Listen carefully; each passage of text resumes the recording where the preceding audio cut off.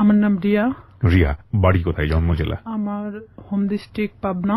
পাবনাতে? আর ভাঙ্গুড়া থানা। আচ্ছা, এবং আপনি বর্তমানে বয়স কত আনুমানিক? বর্তমানে 24। 24। পেশায় কিছু করছেন? হ্যাঁ। আচ্ছা, কি করছেন?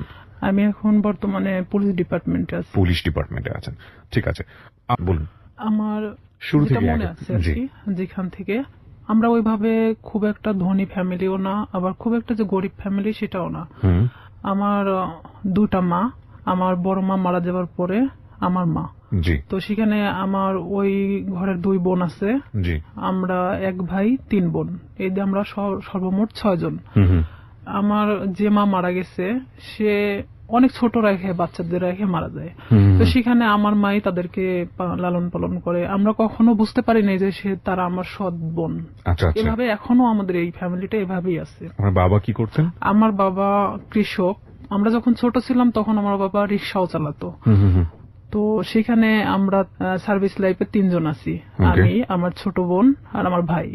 3 জনই আমরা পুলিশ ডিপার্টমেন্টে আছি।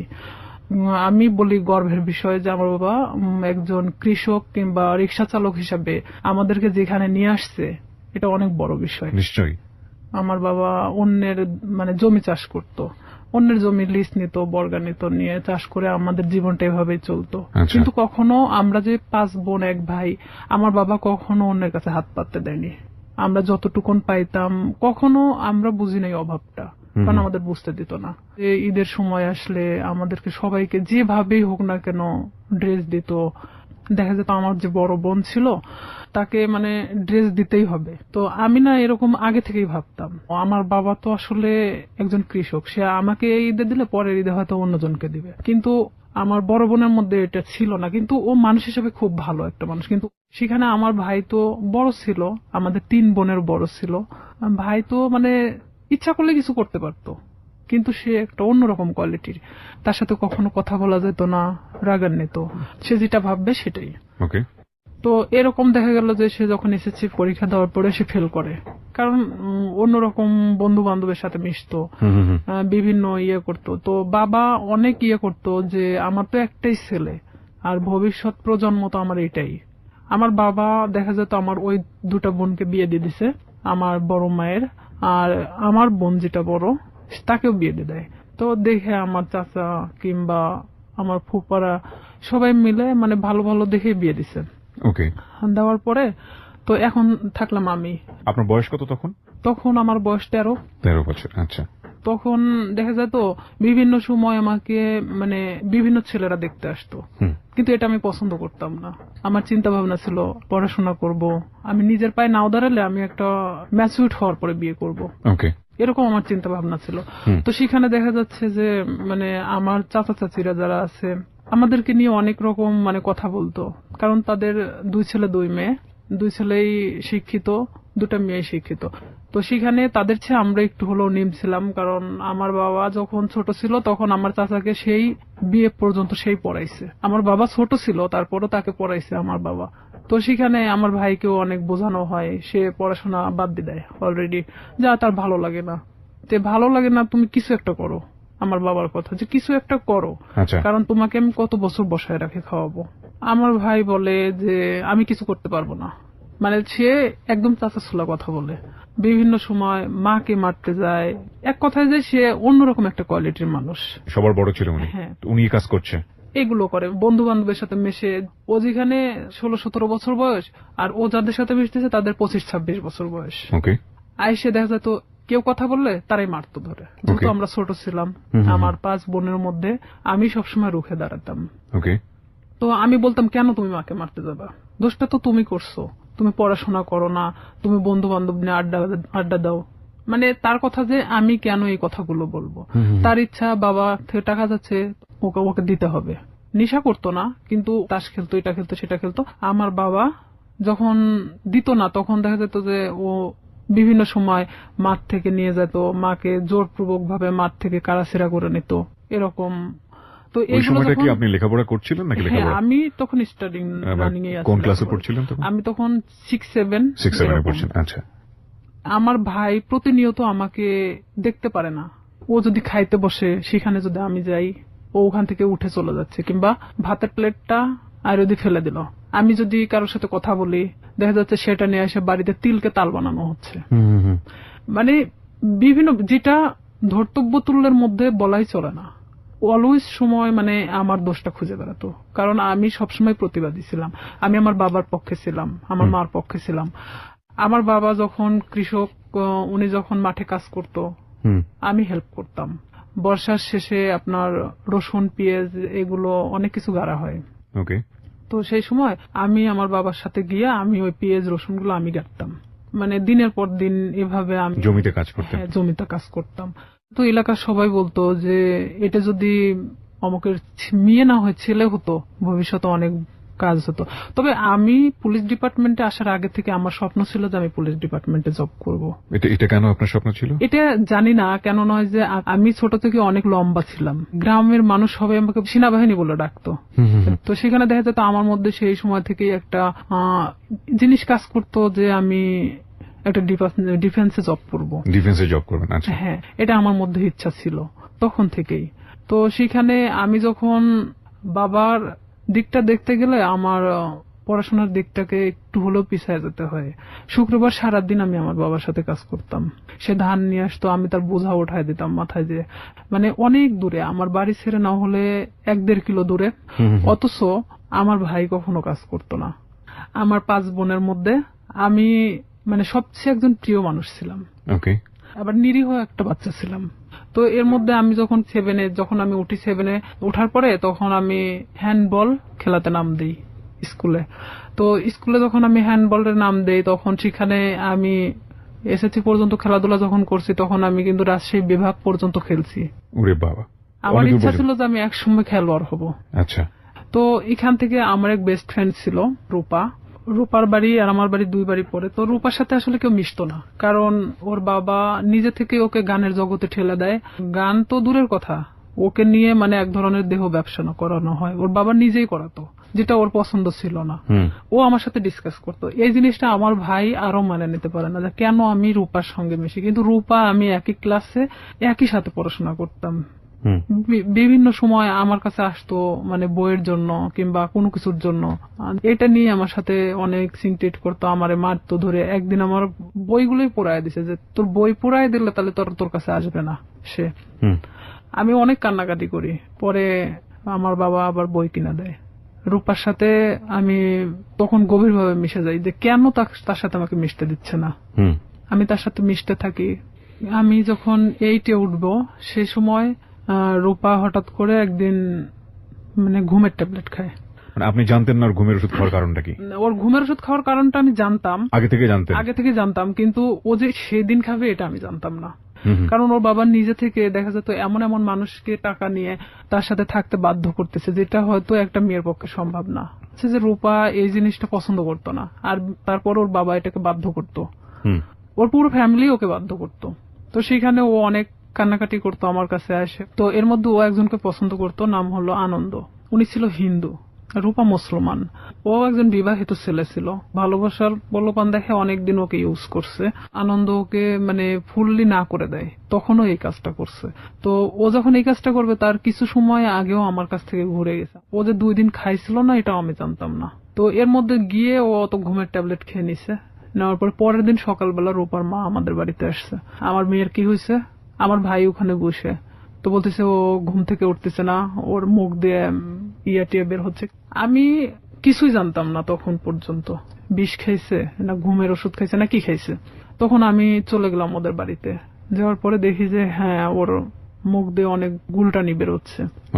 তখন আমি ওকে অনেক জাগানোর চেষ্টা করি, তো জাগে না।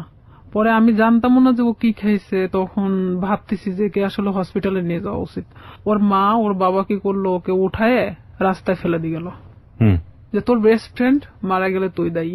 তখন আমার ভাই তো আমার ওখানে খুব মারলো। আমার বাবা আমাকে কখনো গায়ে হাত তোলে নেই। আমার বাবা অনেক বকাঝকা দিল, গাল দিল, যে কেন অনেকবার নিষেধ করা হয়েছে ওর সাথে মিশতে, কেন মিশলা। তখন আমি এটাও ভাবতেছিলাম যে আসলে আমার ভুল ছিল, কারণ সে কখন কি করে বসবে, তার লাইফে তো এতটাও ভালো মুহূর্ত নাই। তো ওই মুহূর্তের জন্য ভাবতেছিলাম। তো আবার এটাও ভাবতেছিলাম, কোন মানুষের তো জীবনের কারোর সাথে ডিসকাস করা দরকার, সে নাই আমাকেই বেছে নিয়েছিল। এখন আমি অনেক কান্নাকাটি আমি নিজে থেকেও করলাম, যেহেতু আমার ভাই আমাকে মারছে। কোন ক্লাসে তখন আপনি? আমি ক্লাস তখন 8-এ। ক্লাস 8-এ, ওকে।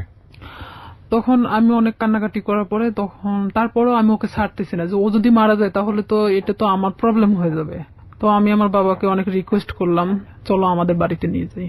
এলাকার কিছু ডাক্তার আছে যে ওই যে সাইকেলে করে ডাক্তারি করে বেড়ায়, তো ওনাকে নিয়ে আসা হলো। তখন উনি বলতেছে যে আসলে ওকে হসপিটালে ভর্তি করা উচিত, ওকে এখানে রাখলে মারা যেতে পারে। তখন আমরা নিজে থেকে তাকে হসপিটালে ভর্তি করি। তার 3 দিন পরে সে একটু স্বাভাবিক হয়। তখন আমি ওকে ওখানেই জিজ্ঞেস করি, রূপা কেন তুমি এটা করছো, আর তোমার জন্য তোমার ফ্যামিলি আমাকে হ্যারেস করতেছে। রূপা ও তো তখন খুব একটা ভালো কথা বলতে পারতো না।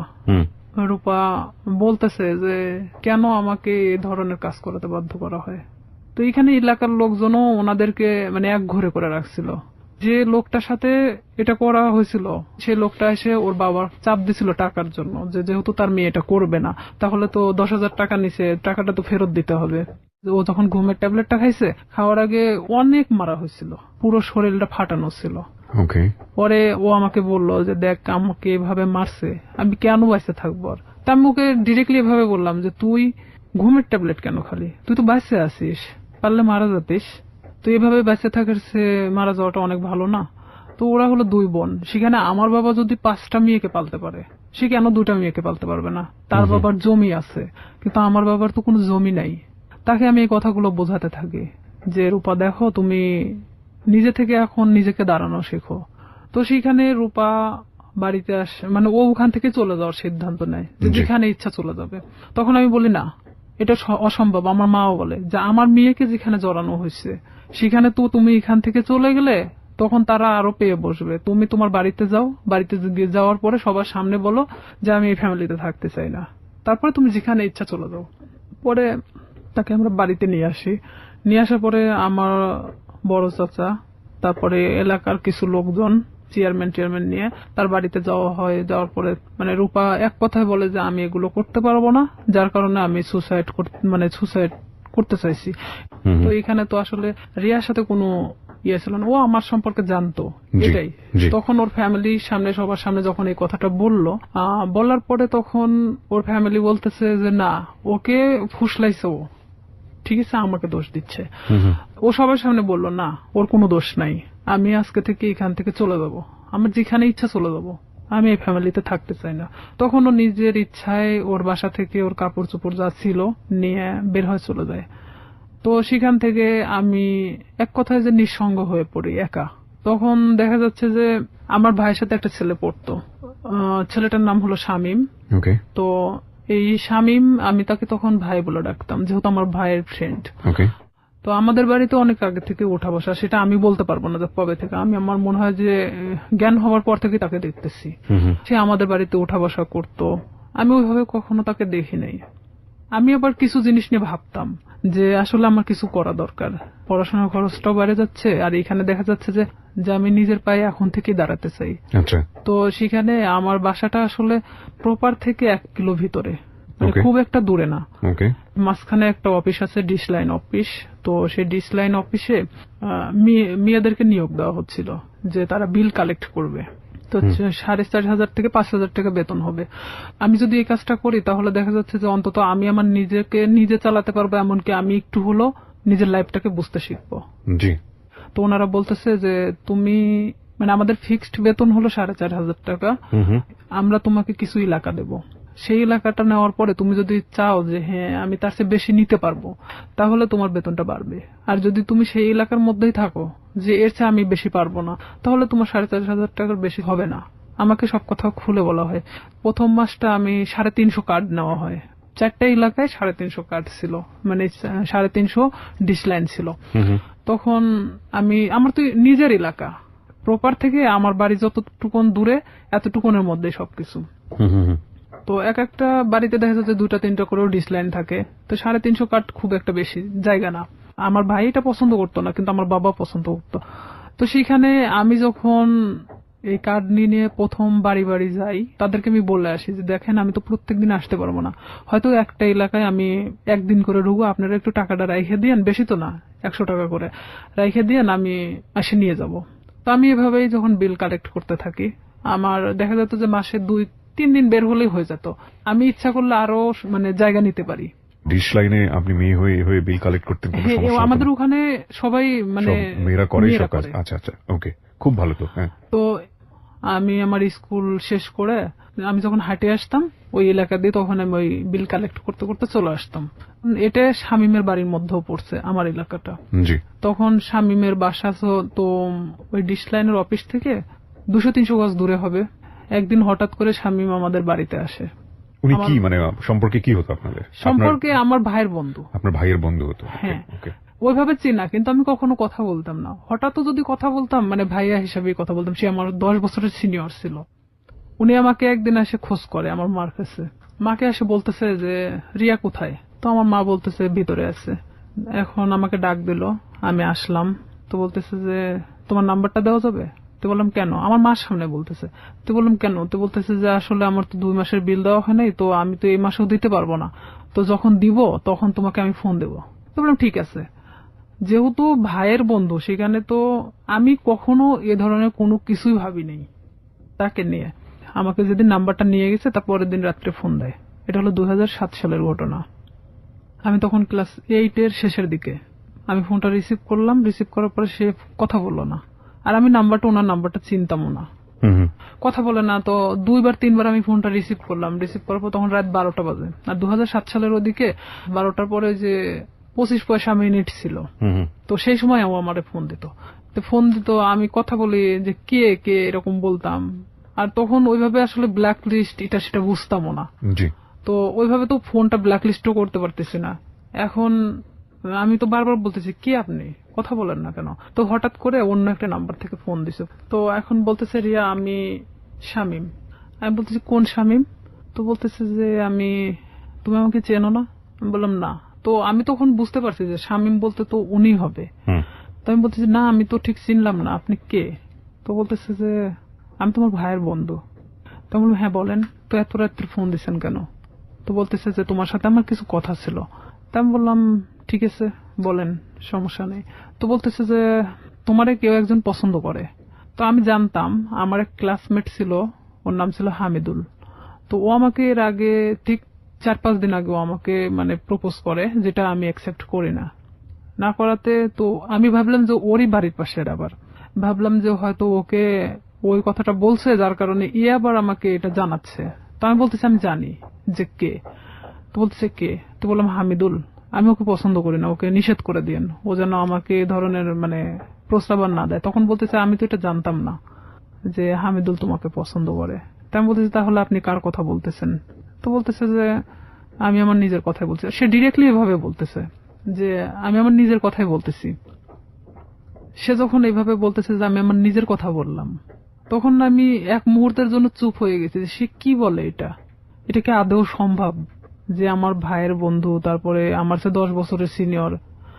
তো আমি সেখানে না বলে দিই, যেটা ভাই কখনোই সম্ভব না। কারণ আপনি বলা চলে যে এটা বড় ফ্যামিলির ছেলে, সেখানে আমি কিন্তু এটাতে রাজি না, আপনি অন্য কোথাও দেখতে পারেন। আমি ডিরেক্টলি ভাবে বলে দিলাম। কারণ তখন পর্যন্ত আমার মধ্যে ইচ্ছা ছিল যে আমি শুধুমাত্র বড়ই হব, নিজের লাইফে এমন কিছু করব যেটা হয়তো সবার কাছে আমি উঁচু গলায় বলতে পারবো যে আমি লাইফে এত কষ্টের পরেও এখানে এসে দাঁড়াইছি। তো সেখানে ওর সাথে আমি ওখানেই শেষ করে দেই কথা। শেষ করে দেওয়ার পর আমি ওকে বলি যে আপনি আমাকে কখনো ফোন দিবেন না, আর যদি ফোন দেন তাহলে কিন্তু আমার ভাইকে বলে দেব। তখনও বলে যে না, বলার দরকার নেই, আমি কখনো ফোন দিব না। পরে আমিও চুপচাপ থেকে যাই, যেহেতু এটা তার আর আমার মধ্যে কথা হয়ে গেছে, আর সে তো আমাকে ফোন দিবে না বলছে। তো পরে যখন ও তার 5 দিন পরে আমারে ফোন দেয়, আমি তখন একটা এলাকাতে ছিলাম, মানে বিলটা ওঠাচ্ছিলাম, সে সময় আমারে ফোন দিছে অন্য একটা নাম্বার থেকে। তার যে কতগুলো নাম্বার ছিল আমি নিজেও বলতে পারি না, তার অনেক নাম্বার ছিল। সে বিভিন্ন সময় বিভিন্ন নাম্বার থেকে আমাকে ফোন দিত। বিভিন্ন ছেলেদের সাথেও কথা বলাতো, মানে হঠাৎ করে একটা অন্য কণ্ঠ। আমি যখন মানে বলতেছি কে আপনি, এটা সেটা জিজ্ঞেস করতেছি, তখন দেখা যাচ্ছে যে আবার ফোনটা মানে নিছে, নেওয়ার পরে বলতেছে আমি অমুক। তা আমি যখন বললাম যে আচ্ছা আপনি এরকম কেন করতেছেন আমার সাথে, পরে ও এটা নিয়ে বলতেছে যে আমি সিরিয়াস তোমাকে পছন্দ করি। তো আমি বললাম ঠিক আছে, পছন্দ যখন করেন, এটা তো আসলে পছন্দের বিষয় হলো এমন একটা জিনিস থাকে, সেটা হলো যে কিছু জিনিস আছে যে সুন্দর, কিন্তু সেটা আমার জন্য না। ওকে। তো সেখানে আপনি একটা বড় লোক ফ্যামিলির ছেলে, আপনার সাথে সম্পর্ক হওয়াটা আমার জন্য অনেক ওই ছিঁড়া কাঁথায় শুয়ে লাখ টাকার স্বপ্ন দেখার মতো, এটা কখনোই সম্ভব না। পরেও আমাকে বলে যে না, আমি সত্যি সিরিয়াস বলতেছি, আমি তোমাকে খুব পছন্দ করি। পরে আমি পুরোপুরি সিম কার্ডটাই চেঞ্জ করে দিই, যে তার সাথে সম্পর্ক করা আমার মোটেও পসিবল ছিল না, এটা তো অসম্ভব একটা জিনিস। তখন সে আমাকে নেক্সট বার সে আমার সাথে মানে বাজারে দেখা হয় যখন, তখন আমারে বলতেছে রিয়া বিলটা নিয়ে আসিও। তো তখন আমি বলি যে এখানেই দিয়ে দেন, আমি তো এখানেই আছি, কার্ডটা আমার সঙ্গেই আছে, আপনি এখানেই দিয়ে দেন। তো বলতেছে না, আমার কাছে তো এখন টাকা নেই, বাসায় যাও, বাসায় যেয়ে নিয়ে আসো। তো আমি তো জানি বাসা তো এমন একটা জিনিস যেখানে সবাই থাকে, বাবা মা ভাই বোন সবাই তো আছে। ওকে। তখন ওনার 3 মাস পেন্ডিং ছিল, যে বিলটা উনি দিচ্ছিল না, ইচ্ছাকৃত ভাবেই সে দিচ্ছিল না। পরে আমি যখন ওর বিলটা আনতে যাই, তো আমি এরকম দরজার সামনে, ওদের রুমটা হলো বেলকুনির সাথে যে দরজাটা আছে, এটা হলো ওর ঘরের রুম, মানে ঘরের যে দরজাটা এটা, আর ভিতর দিয়ে একটা দরজা আছে যেটাতে ওর মা বাবারা ওই পাশ দিয়ে বের হয় সবসময়, আর ও এই পাশ দিয়ে বের হয়। তো আমি তো এখানে গিয়ে দাঁড়াইছি, দাঁড়ানোর পরে আমি যখন নক করি ও বের হয়ে আসে। বের হয়ে আসার পরে তখন আমি কার্ডটা বের করে বললাম যে ভাই বিলটা দেন। তখন আমি জানতাম না ওর বাসায় লোক ছিল না। বিরতি নেব প্রিয় শ্রোতা, এই পর্যায়ে আমরা ছোট্ট একটা বিরতি নিচ্ছি, মাত্র 4 মিনিটের বিরতি। আপনারা শুনছেন close up presence hello 8920 ABC radio FM 89.2 তে। আমি আরজি কিবরিয়া রয়েছে আপনার সঙ্গে, এবং রিয়া আজকে তার জীবনের গল্প এখানে বলছে। রিয়াকে দেখার জন্য বা কোনো কমিউনিকেট করার জন্য, কিছু বলার জন্য আপনারা আসতে পারেন আমার ফেসবুক পেজে। ফেসবুকের ঠিকানা www.facebook.com/kibria.rj। আমি আবারও বলছি www.facebook.com/KEBRIA.RJ, পেজটি আছে আরজে কিবরিয়া নামে। Please like this page. ফিরে আসছি ঠিক 4 মিনিট পর। আসলে এখানে আরেকটা বিষয় যে ওর 6 বোন, 6 বোনই প্রাইমারি স্কুলের টিচার।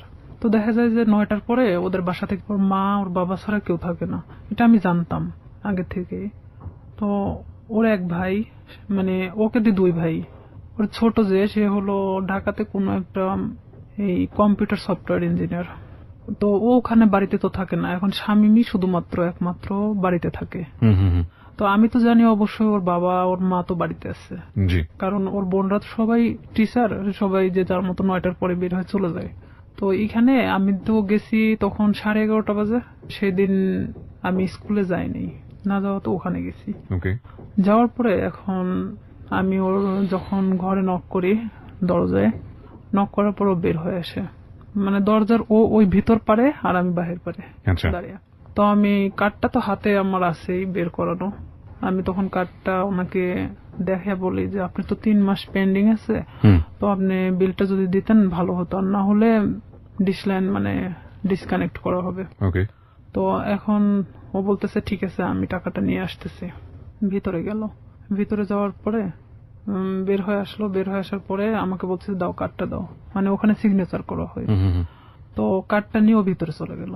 তো সিগনেচার তো ওখানে দাঁড়াই করতে পারতো, তারপরেও ভিতরে চলে গেল। আমি কিছু বললাম না, আমি চুপচাপ ওখানে দাঁড়াইছি। যেহেতু আমাকে এর আগে প্রপোজ করছে, সেখানে ওর সাথে আমার ওইভাবে কথা বলার কোনো রুচিও জাগতেছে না, কিন্তু আমি একটা কাজের ক্ষেত্রে দেখা যাচ্ছে এটা আমি বাধ্য। তো সেখানে আমিও চুপচাপ দাঁড়াই আছি। ও ভিতর থেকে আসলো, ভিতর থেকে কার্ডটা রেখে আসছে। তাই আমি বলতেছি ভাইয়া কার্ডটা তো রেখে আসলেন, কার্ডটা নিয়ে আসেন। তো বলতেছে যে এসে নিয়ে যাও, এসে নিয়ে যাও। তাই বললাম এটা কি ধরনের কথা, আমার কার্ডটার প্রয়োজন নেই, আমি চলে গেলাম। তো এই বলার পরে ওই আমার থাপাত দিয়ে মানে হাতটা চেপে ধরে। তো ওর বাসাটা এমন কোয়ালিটির একটা জায়গায়, যদিও প্রপারের মধ্যে, মানে পাশে একটু ফাঁকা জায়গা আছে, ওর আশেপাশে মানে কোনো বাড়ি নেই। তো এখানে ওদের বিল্ডিং করা বাড়ি, ছাদ ঢালাই, আর ঠিক এরকম একটা কোয়ালিটির যে রুমটা খুব একটা বড় না খুব ছোট না। সেখানে দেখা যাচ্ছে যে থাইটে লাগানো। তো সেখানে যদি ভিতরে থাই গ্লাস গুলো লাগানো, তো এখানে যদি ভিতরে একজনকে নিয়ে যাওয়া হয়, বাহিরে কিছু শুনতে পাবে না। ও আমাকে যখন হাতটা মানে থাপা দিয়ে মানে এভাবে ধরে ফেলে, তখন আমি মানে ওর দিকে একবার তাকাই। ও কি করলো, আমার বাম হাত দিয়ে মানে আমার মুখটা চাপ দিয়ে ধরার পরে এক ধাক্কা দিয়ে মানে ওর ভিতরে, দরজার ভিতরে ঢুকাই দেয়। যেহেতু আমি দরজার সামনে দাঁড়াইছিলাম, তখন আমি ভিতরে যাওয়ার পর আমি বলতেছি যে আপনি কেন এগুলো করতেছেন, এটা কেন করতেছেন? আমি তো আপনাকে পছন্দ করি না, আর আপনি আমাকে মানে প্রপোজ করছেন, প্রপোজ করার মানে কি এটা যে আপনাকে সে বাধ্য মানে আপনার সাথে সম্পর্ক করতে? তো বলতেছে যে কিভাবে মানে ভালো লাগাতে হয় সেটা আমার খুব ভালো জানা আছে, আমি জীবনে যা চাইছি তাই পাইছি। তাই আমি বললাম, দেখেন আপনি অনেক ধনী একটা ফ্যামিলির মানুষ, আপনি জীবনে যা চাইছেন না কেন সেটাই পাইছেন, আমি মানি সেটা। তো এইভাবে মানে আমি যখন ওর সাথে মানে বলতে থাকি কথাগুলো, কারণ আমি জানি যে বাহির থেকে কিছু শোনা যাবে না, এটা আমিও নিশ্চিন্ত ছিলাম। এক পর্যায়ে সে আমার সাথে অনেক মানে ধস্তাধস্তি করতে থাকে, করতে থাকার পরে এক পর্যায়ে সে আমার সাথে মানে খারাপ কিছু করেও ফেলে। তখন আমি একদম দিশেহারার মতো হয়ে যাই যে আসলে এটা কি হয়ে যাচ্ছে আমার সাথে, এটাকে আমার সাথে আসলে হওয়াটা উচিত ছিল। আমি তাকে তো বারবার মানে বোঝানোরও চেষ্টা করতেছি, তারপরও তার একটাই কথা যে আমি তোকে যেভাবে হোক আমি চাই, এটাই তার সাথে। বয়সে 10 বছর বড় ছিল। হ্যাঁ, আমার চেয়ে 10 বছরের বড় ছিল। আর আমি তখন বললাম তো প্রথমে অনেক আগেই বলে আসছি, আমি অনেক ভীতু কোয়ালিটির একটা মানুষ ছিলাম, আমি খুব একটা মানুষের সাথে কথা বলতে পারতাম না। আমি যে ডিসলাইনের কাজটা করতাম, এখানেও দেখা যেত আমি অনেকের সাথে কথা বলতাম না, যাইতাম আমি কার্ডটা বের করে দিতাম, তারা টাকাটা দিত, আমি নিয়ে চলে আসতাম, এরকমই। কারণ তারা টাকাটা দিতে বাধ্য।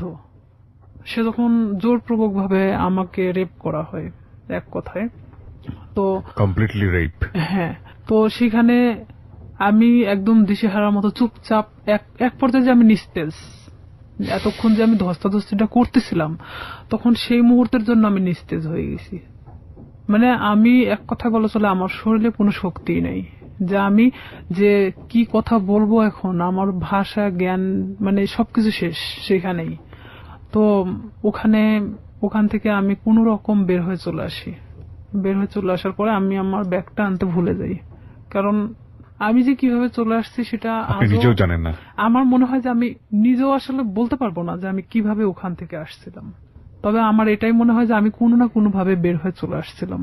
তো সেই মুহূর্তে ও আমাকে আটকে রাখার চেষ্টাও করে নাই, আর আমি বের হয়ে চলে আসছি। ও শুধু দরজাটা খুলে দিয়েছে, আমি বের হয়ে আসছি, এটুকুনি। কিন্তু ওখানে যে আমার ব্যাগটা রয়ে গেছে, আমার কার্ডগুলো রয়ে গেছে, মানে এরকম কোনো জ্ঞান আমার মধ্যে ছিল না, কারণ এরকম শট আমি কখনো খাইনি যেটা ওই মুহূর্তের জন্য পাইছি। তখন আমি বাড়িতে চলে আসি ডিরেক্টলি। বাড়িতে আসার পরে আমার মা জিজ্ঞেস করে তোর ব্যাগ কোথায়। তো এখানে আরো একটা কথা, আমি আর একজনের সাথে মিশতাম, সে আমার সম্পর্কে ভাগ্নি হয়, সাথী নাম। সে অবশ্য 2013 সালে সুসাইড করছে, মারা গেছে সে। সাথীদের বাড়িতে আমি উঠা বসা করতাম মাঝে মধ্যেই। তো আমি মারা এভাবে বলতেছি, মা আমি মনে হয় সাথীদের বাড়িতে রেখে আসছি, কিন্তু আমি কিন্তু শিওর না, আমি এমনি তাকে বোঝানোর জন্য যে আমি সাথীদের ওখানে মনে হয় ব্যাগটা রেখে চলে আসছি। তাই আমার মা কিছু বললো না, কারণ সাথীদের বাড়ি আমার বাড়ি থেকে 5-6 বাড়ি দূরে। তো সেখানে মা আমাকে আর কোনো কথা বললো না, আমি আমার রুমে চলে যাই। আমি একা এক ঘরে থাকতাম। আচ্ছা। তো আমি আমার রুমে ঢোকার পরে চুপচাপ একা একা কান্না করি, কারণ আমি এই কথাগুলো আমি কারোকে বলতেও পারতেছি না, কারণ এটা সম্ভব না। এখনকার লাইফে হয়তো সম্ভব, কারণ এখন আমরা অনেকটাই বুঝতে শিখছি, অনেকটা প্রতিবাদী হওয়া শিখছি, কিন্তু আজ থেকে 2007 সাল মানে অনেকটা দূরে ছিল।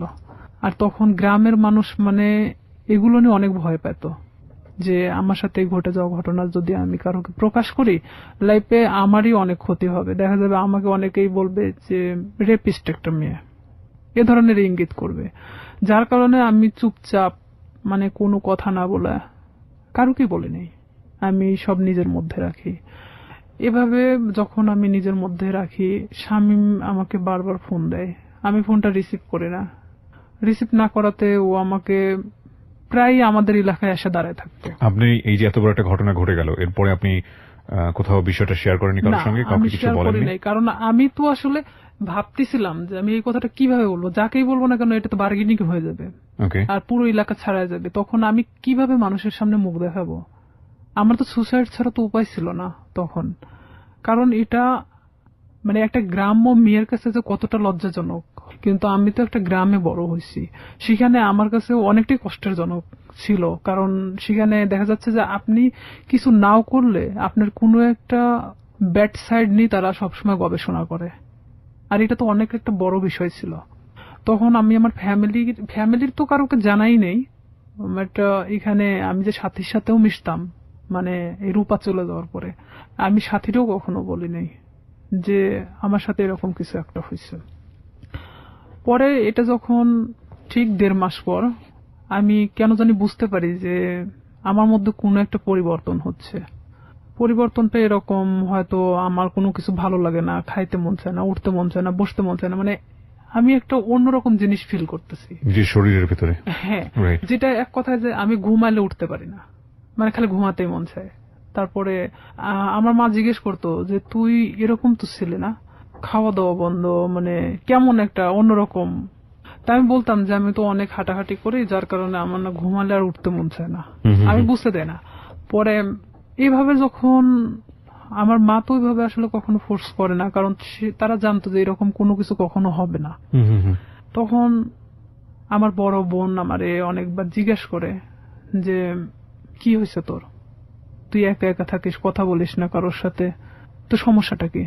বলে না কিছু সমস্যা নাই, এদিকে পড়াশোনা তো, সামনে তো এসএসসি পরীক্ষা, আবার এদিকে তো আমি যে কাজটা ধরছি আমার মনে হয় না যে আমি কাজটা করতে পারবো। কারণ আমি তখন একটা জিনিস ভাবতেছিলাম যে আমি আজ বড় হতে গিয়ে অনেক ছোট হয়ে গেছি, এটাই ভাবতেছিলাম। এরপরও আপনাকে ফোন দিয়ে বারবার ডিস্টার্ব করতো, চাইতো? হ্যাঁ, সে বারবার আমাকে ফোন দিত, ফোন দিয়ে বলতো যে তুই কেন ফোনটা রিসিভ করিস না, এতবার ফোন দেওয়ার পর কেন রিসিভ করিস না, তুই তো গাড়ি করেই বলতো। আমি বলতাম দেখেন আপনি আমাকে কেন এরকম করতেছেন, এটা করার মানেটা কি, যা হবার তা তো হয়ে গেছে, আপনি তো একটা মেয়েকে ভোগ করার দরকার ছিল, করছেন। আমি এভাবেই বলি তাকে, তাহলে আর কি দরকার? তো সে আমাকে বলে না, কিন্তু আপনাকে আমার এই প্রশ্নটা আবার করতে হবে। এত বড় একটা ঘটনা ঘটে যাবার পরে আপনি বাসায় শেয়ার করলেন না কেন, কাউকে জানালেন না কেন? শেয়ার করিনি আসলে, এটা আমি অনেকটা ভীত ছিলাম, যেহেতু আমার ভাই পূর্বে থেকে আমার সাথে ভালো সম্পর্ক না। এখানে যদি আমি শেয়ার করি দেখা যাচ্ছে যে অনেকটা আমার দিকেই গড়াবে। আচ্ছা, এটাও একটা বিষয় ছিল। আর একটা কথা যে সমাজ, যেটা মানুষ হয়তো আমাকে খারাপ ইন্ডিকেট করবে যে মেয়েটা এরকম হয়েছে, হয়তো আমার প্রফেশনাল লাইফে আমি যেটা হতে চাচ্ছি সেখানে আমি আমার লাইফ নিয়ে সবসময় বেশি ভাবতাম। আমাদের সোসাইটিটাই ফরচুনেটলি আর আনফরচুনেটলি এরকমই। আমরা কোনো ঘটনা ঘটে গেলে সেটা নিয়ে যতটা কেওয়াস তৈরি করি, কেউ কখনো ভেতরে যাওয়ার চেষ্টা করি না। এবং সেটার রিফ্লেকশন ইদানিং ফেসবুকে এত বেশি দেখা যায় যে সামটাইমস উই ফিল অ্যাশেমড, লজ্জিত হই। আমাদের আসলে প্রত্যেকটা জিনিসই একটা জিনিস কি, আমরা যে কথাটা বলি, আমরা যে কাজটা করি বা যাই করি না কেন, সেটা কিন্তু শুধুমাত্র আমি না, আমার ফ্যামিলি, আমার বেড়ে ওঠা, আমার সবকিছুকে ফোকাস করে। আর কোন একটা মানুষের কোন পার্টিকুলার বিষয় ধরে সে বিষয়টা নিয়ে নাড়াচাড়া করা, কাউকে খুব সোজাভাবে মন্তব্য করে দেয়া, বিশেষ করে এই যে রেপের মতো ঘটনাটা, যেটা হলে আমাদের সমাজে সবসময় মেয়েদের দিকে আঙ্গুল তোলা হয়, ভিকটিমের দিকে আঙ্গুল তোলা হয়। এবং দেখবেন যে পত্রপত্রিকায় যখন সংবাদ আসে, আমরা আমাদের সামাজিকতার কথা ভেবে ওই মেয়েটাকে আমরা সামনে আনি না, ফোকাস করি না, তার ছবি প্রকাশ করি না। কেন করি না এই কারণে সামাজিকতায় সমস্যা হবে। তার মানে আমাদের সামাজিকতা কতটা দুর্বল। একজন মানুষ, আমি সম্ভবত ইন্ডিয়াতে এরকম একটা কেস আমি দেখেছিলাম যে সে রেপড হয়েছিল এবং সে ভিকটিম বলতেছিল যে আমি কোথাও ফেস লুকাবো না, আমি টেলিভিশনে গিয়ে সাক্ষাৎকার দেবো, আমি বলবো আমার সঙ্গে এটা হয়েছে ওটা হয়েছে। আমি কেন ফেস লুকাবো, আমি তো কোনো অপরাধ করিনি। আমি বলছি না যে ইন্ডিয়ার সমাজ আমাদের চাইতে অনেক বেশি অ্যাডভান্স, বাট তার চিন্তা ভাবনাটা অনেক বেশি অ্যাডভান্স ছিল। কিন্তু বড় কথা হচ্ছে সে এতটা সাহসী পদক্ষেপ নিয়েছে, ঠিক আছে, কিন্তু এই সাহসী পদক্ষেপ কি সমাজ ভালোভাবে দেখেছে? এবং দেখে না বলেই আমরা যে মেয়েটি রেপ হয় তাকে আমরা ফোকাস করি না এবং করতে পারি না। সো যেটা বলছিলেন আপনি, তারপরে যখন আপনি যে জায়গাটায় ছিলেন যে আপনি ফ্যামিলির কাউকে বিষয়টা শেয়ার করেননি এবং আপনি শরীরের মধ্যে একটা চেঞ্জ পাচ্ছিলেন, ঘুমাচ্ছেন তো ঘুমাচ্ছিলাম। আবার আরেকটা কথা যে আমি আমার প্রফেশনাল লাইফটাকে নিয়ে বেশি ভাবতেছিলাম। এটা আমার ছোট থেকে স্বপ্ন ছিল পুলিশ হওয়ার। আর আমি এটা জানতাম যে কোনো মেয়ে যদি বিবাহিত কিংবা এরকম কোনো তার ঘটনা থেকে থাকে তাহলে সে কখনো পুলিশ ডিপার্টমেন্টে ঢুকতে পারবে না। বিশেষ করে আমি তো কখনো আসলে শামীমকে পছন্দ করতাম না, সে আমার সাথে যেটাই করুক না কেন। আমি ভাবছিলাম যে সাবজেক্টটা ওখানেই ক্লোজ, আমি নিজে থেকে ওখানে শেষ করে দিছি। কারণ আমার সুসাইড করার কোনো ইচ্ছা ছিল না। আমি কারোর কাছে রেপ হয়েছি তার মানে এই নয় যে আমি হারে গেছি, এটা আমার মধ্যে ছিল না যে আমি সুসাইড করব। আমি কখনো হারতে শিখি নাই, যেখানেই গেছি না কেন আমি যদি কষ্ট করে হলো সেটাকে আমি অর্জন করছি। তো সেখানে দেখা যাচ্ছে আমি আমার চেঞ্জের বিষয়টা, যে আমি নিজের মধ্যে মানে কোনো কিছু ফিল করতেছি যে আমি খাওয়া দাওয়া এটা সেটা আমার খুব প্রবলেম হচ্ছে, তখন আমি নিজে নিজেই মানে এটা নিয়ে ভাবতে থাকি। তখন কেন জানি মনে হয় যে আচ্ছা শামীম তোমার সাথে এটা করছে, আর আমি আসলে প্রেগনেন্ট বিষয়টা বুঝতাম না তখনও, যে কিভাবে এটা মানে প্রেগনেন্ট হয়। জি। তখন আমি আমার পাশের বাড়ির এক ভাবিরে জিজ্ঞেস করি, আচ্ছা মানে কথায় কথায়, তার সাথে আমি অনেক ফ্রি ছিলাম, জিজ্ঞেস করি যে ভাবি আমি তো অনেক কিছুতেই আসলে জানার চেষ্টা করি, তো আসলে একটা মেয়ে প্রেগনেন্ট হয় কিভাবে? তো বলতেছে বিয়ে কর তারপর বুঝবি। আমার সে হাসতে হাসতে কথা বললো। তো বললাম যে আপনি তো ভাবি, তো আপনি না বললে আমরা শিখবো কোত্থেকে? আমি আবার তাকে হাসতে হাসতে কথাটা বলি। তো বলতেছে যে এরকম মানে মেয়েদের তো প্রত্যেক মাসে যে ইয়াটা হয়, এটা যদি দেখা যাচ্ছে যে কারোর সাথে মানে তার হাজবেন্ডের সাথে মেলামেশা করার পরে যদি না হয় তাহলে সে প্রেগনেন্ট। তখন আমি যখন ওখান থেকে এই কথাটা শুনছি, আপনি বিশ্বাস করবেন না, আমি মনে হয় এক মুহূর্তের জন্য এই পৃথিবী ছেড়ে চলে গেছি। যা আমিও তো ঠিক 1.5 মাস হলো এরকম অবস্থাতে আসছি, আমারও তো এটা হয়নি, তার মানে কি আমি প্রেগনেন্ট? এটা আমি এখন কিভাবে এটাকে লুকাবো? কারণ এতক্ষণ পর্যন্ত যা ঘটে গেছিল সেটা লুকানো সম্ভব ছিল, বাট এটা এখন আমি কিভাবে লুকাবো? এটা কি আদৌ সম্ভব? আর তখন এক মুহূর্তের জন্য মনে হচ্ছিল যে আমার চেহারার মধ্যে একটা অন্যরকম ছাপ নামে আসে। তখন আমার ওই ভাবি বলতেছে তোর কি হয়েছে? আমি বললাম না আসলে শরীরটা কয়েকদিন ধরে ভালো লাগতেছে না, অটোমেটিক কেন জানি মনে হচ্ছে প্রেশারটা নামে গেছে। তো আমি তো ওখানে বসে পড়ি, প্রায় আমি আধা ঘন্টার মতো বসে মানে নিজে নিজে ভাবতে থাকি। আর আমার শরীরটা এত ঘামতেছিল, মানে এক কথায় যে আমি মৃত মানুষের মতো বসে আছি। তো তখন ভাবি যে এটাকে আমি কিভাবে সমাধান করব, আমি কিভাবে আমার ফ্যামিলিকে বলবো এখন, যেটা 1.5 মাস আগে ঘটে যাওয়া ঘটনা। আর এর মধ্যে কন্টিনিউ ও আমার সাথে এরকম যোগাযোগ রাখার চেষ্টা করে, কিন্তু আমি রাখি না। তখন ইচ্ছাকৃতভাবে আমি ওকে ফোন দেই ব্যাপারটা আসলে জানানোর জন্য যে এটার কি কোনো সমাধান আছে কিনা, যদি হয় নিজে থেকে সমাধান করার মতো। কারণ আমি চাই না যে আমি আমার লাইফে কখনো থেমে থাকি কারোর জন্য। তখন ওকে আমি যখন ফোন দিয়ে বলি যে শামীম আমি তো এরকম, আর এটা বিষয় তো আমি জানতামও না, তুমি তো আমার সাথে 10 বছরের সিনিয়র, তুমি যে আমার সাথে এটা করছো, যেটাই করো না কেন তুমি আমাকে বলতে পারতা যে এরকম হওয়ার সম্ভাবনা আছে, তুমি সেটাও আমাকে বলো নাই। তো এখন বলতেছে যে এখন তুই কি করবি সেটা তুই জানিস, সেটা আমি জানি না। তখন থেকে totally or SIM card of, মানে যখন আমি ব্যাপারটা ওকে জানাই তখন থেকে ওর সিম কার্ডটা টোটালি অফ করে দেয়। আমরা আরেকটা বিরতি নিচ্ছি রিয়া, তারপর সিমটা বন্ধ। হ্যাঁ, সিমটা তখন বন্ধ ছিল। আমি অনেক চেষ্টা করি, আমি সারা রাত চেষ্টা করি, কারণ সেই ছিল একমাত্র আমার লাইফের ঘটনা জানে, যেটা তার সাথে ঘটে যাওয়া। কোনো ক্রমে যদি আমাকে এটা থেকে মানে রেহাই দিত তাহলে হয়তো আমি আমার সামনের লাইফটা হয়তো ভালোভাবে কাটাতে পারতাম। কারণ আমি গ্রাম্য মেয়ে হিসেবে আমি এটা কখনোই মানে ফ্ল্যাশ করতে পারতেছিলাম না, এটা আমার কখনো সাহসে কুলায় উঠতেছিল না। ওকে, যখন ওকে আমি বারবার ফোন দিতে থাকি, ওর ফোনটা সুইচ অফ তো সুইচ অফে, কোনো প্রকার ওকে আমি যোগাযোগ করতে পারতেছি না। তখন আমি ভাবলাম যে কোনো ভাবে এটা আমাকে পদক্ষেপ নিতে হবে। তখন পরের দিন সকালবেলা মানে আমি পুরোটাই আনবো না, এক কথায় যে মানে পাগল বলা চলে, আমার মা খাইতে বললো আমাকে, আমি না খেয়ে বের হয়ে গেলাম বাড়ি থেকে। হসপিটালের সামনে বসে আছি, কিছু ডিসপেন্সারি আছে সামনে বসে আছি, ওখানে বসে বসে ভাবতেছি যে আসলে কি করা যায়। ভাবলাম যে আচ্ছা এটা আমি টেস্ট করাই নাই আগে, যে আসলে কি আমি প্রেগনেন্ট কিনা, অযথা এটা নিয়ে আমি কেন ভাবতেছি, নিজে পরীক্ষা করে দেখি। তো এখানে যে প্রেগন্যান্সি টেস্ট করানোর জন্য আপনার যে টেস্ট টিউব যে কাঠিগুলো পাওয়া যায়, ভাবতেছি যে আমি দোকানে কিনতে গেলে তারা ইভেন কি ভাববে, আমি একটা অবিবাহিত মেয়ে, তো সেখানে আমি কেনই বা ওটা চাইতে যাব।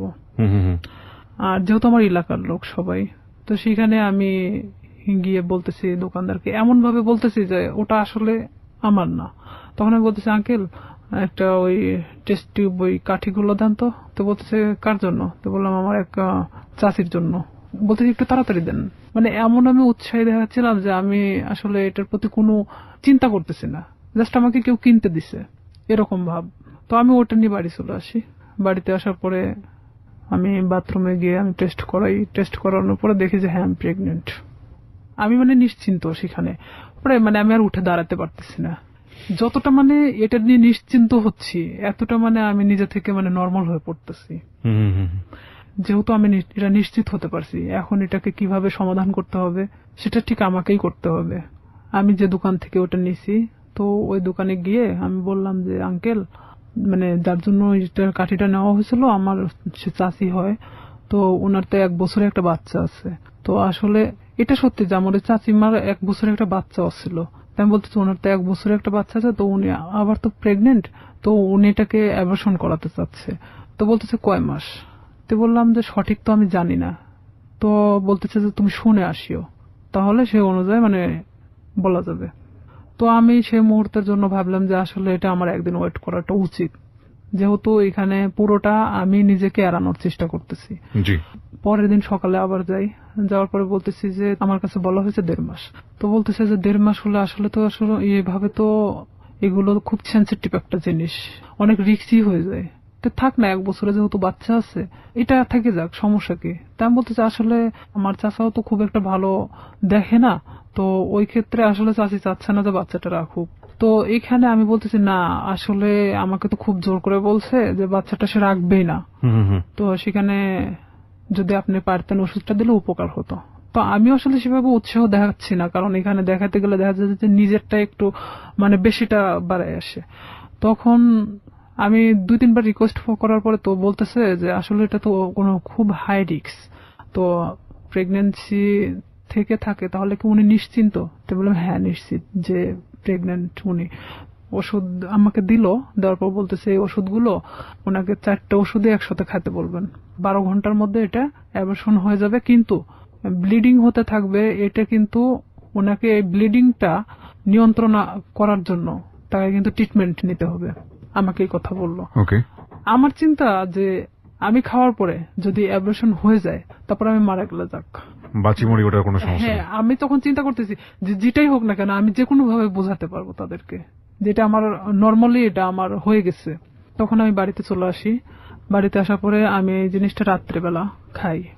খাওয়ার পরে আমার ঠিক রাত 12টা 12:30টার দিকে আমার পেটে অনেক পেন করে, অনেক ব্যথা করতেছিল।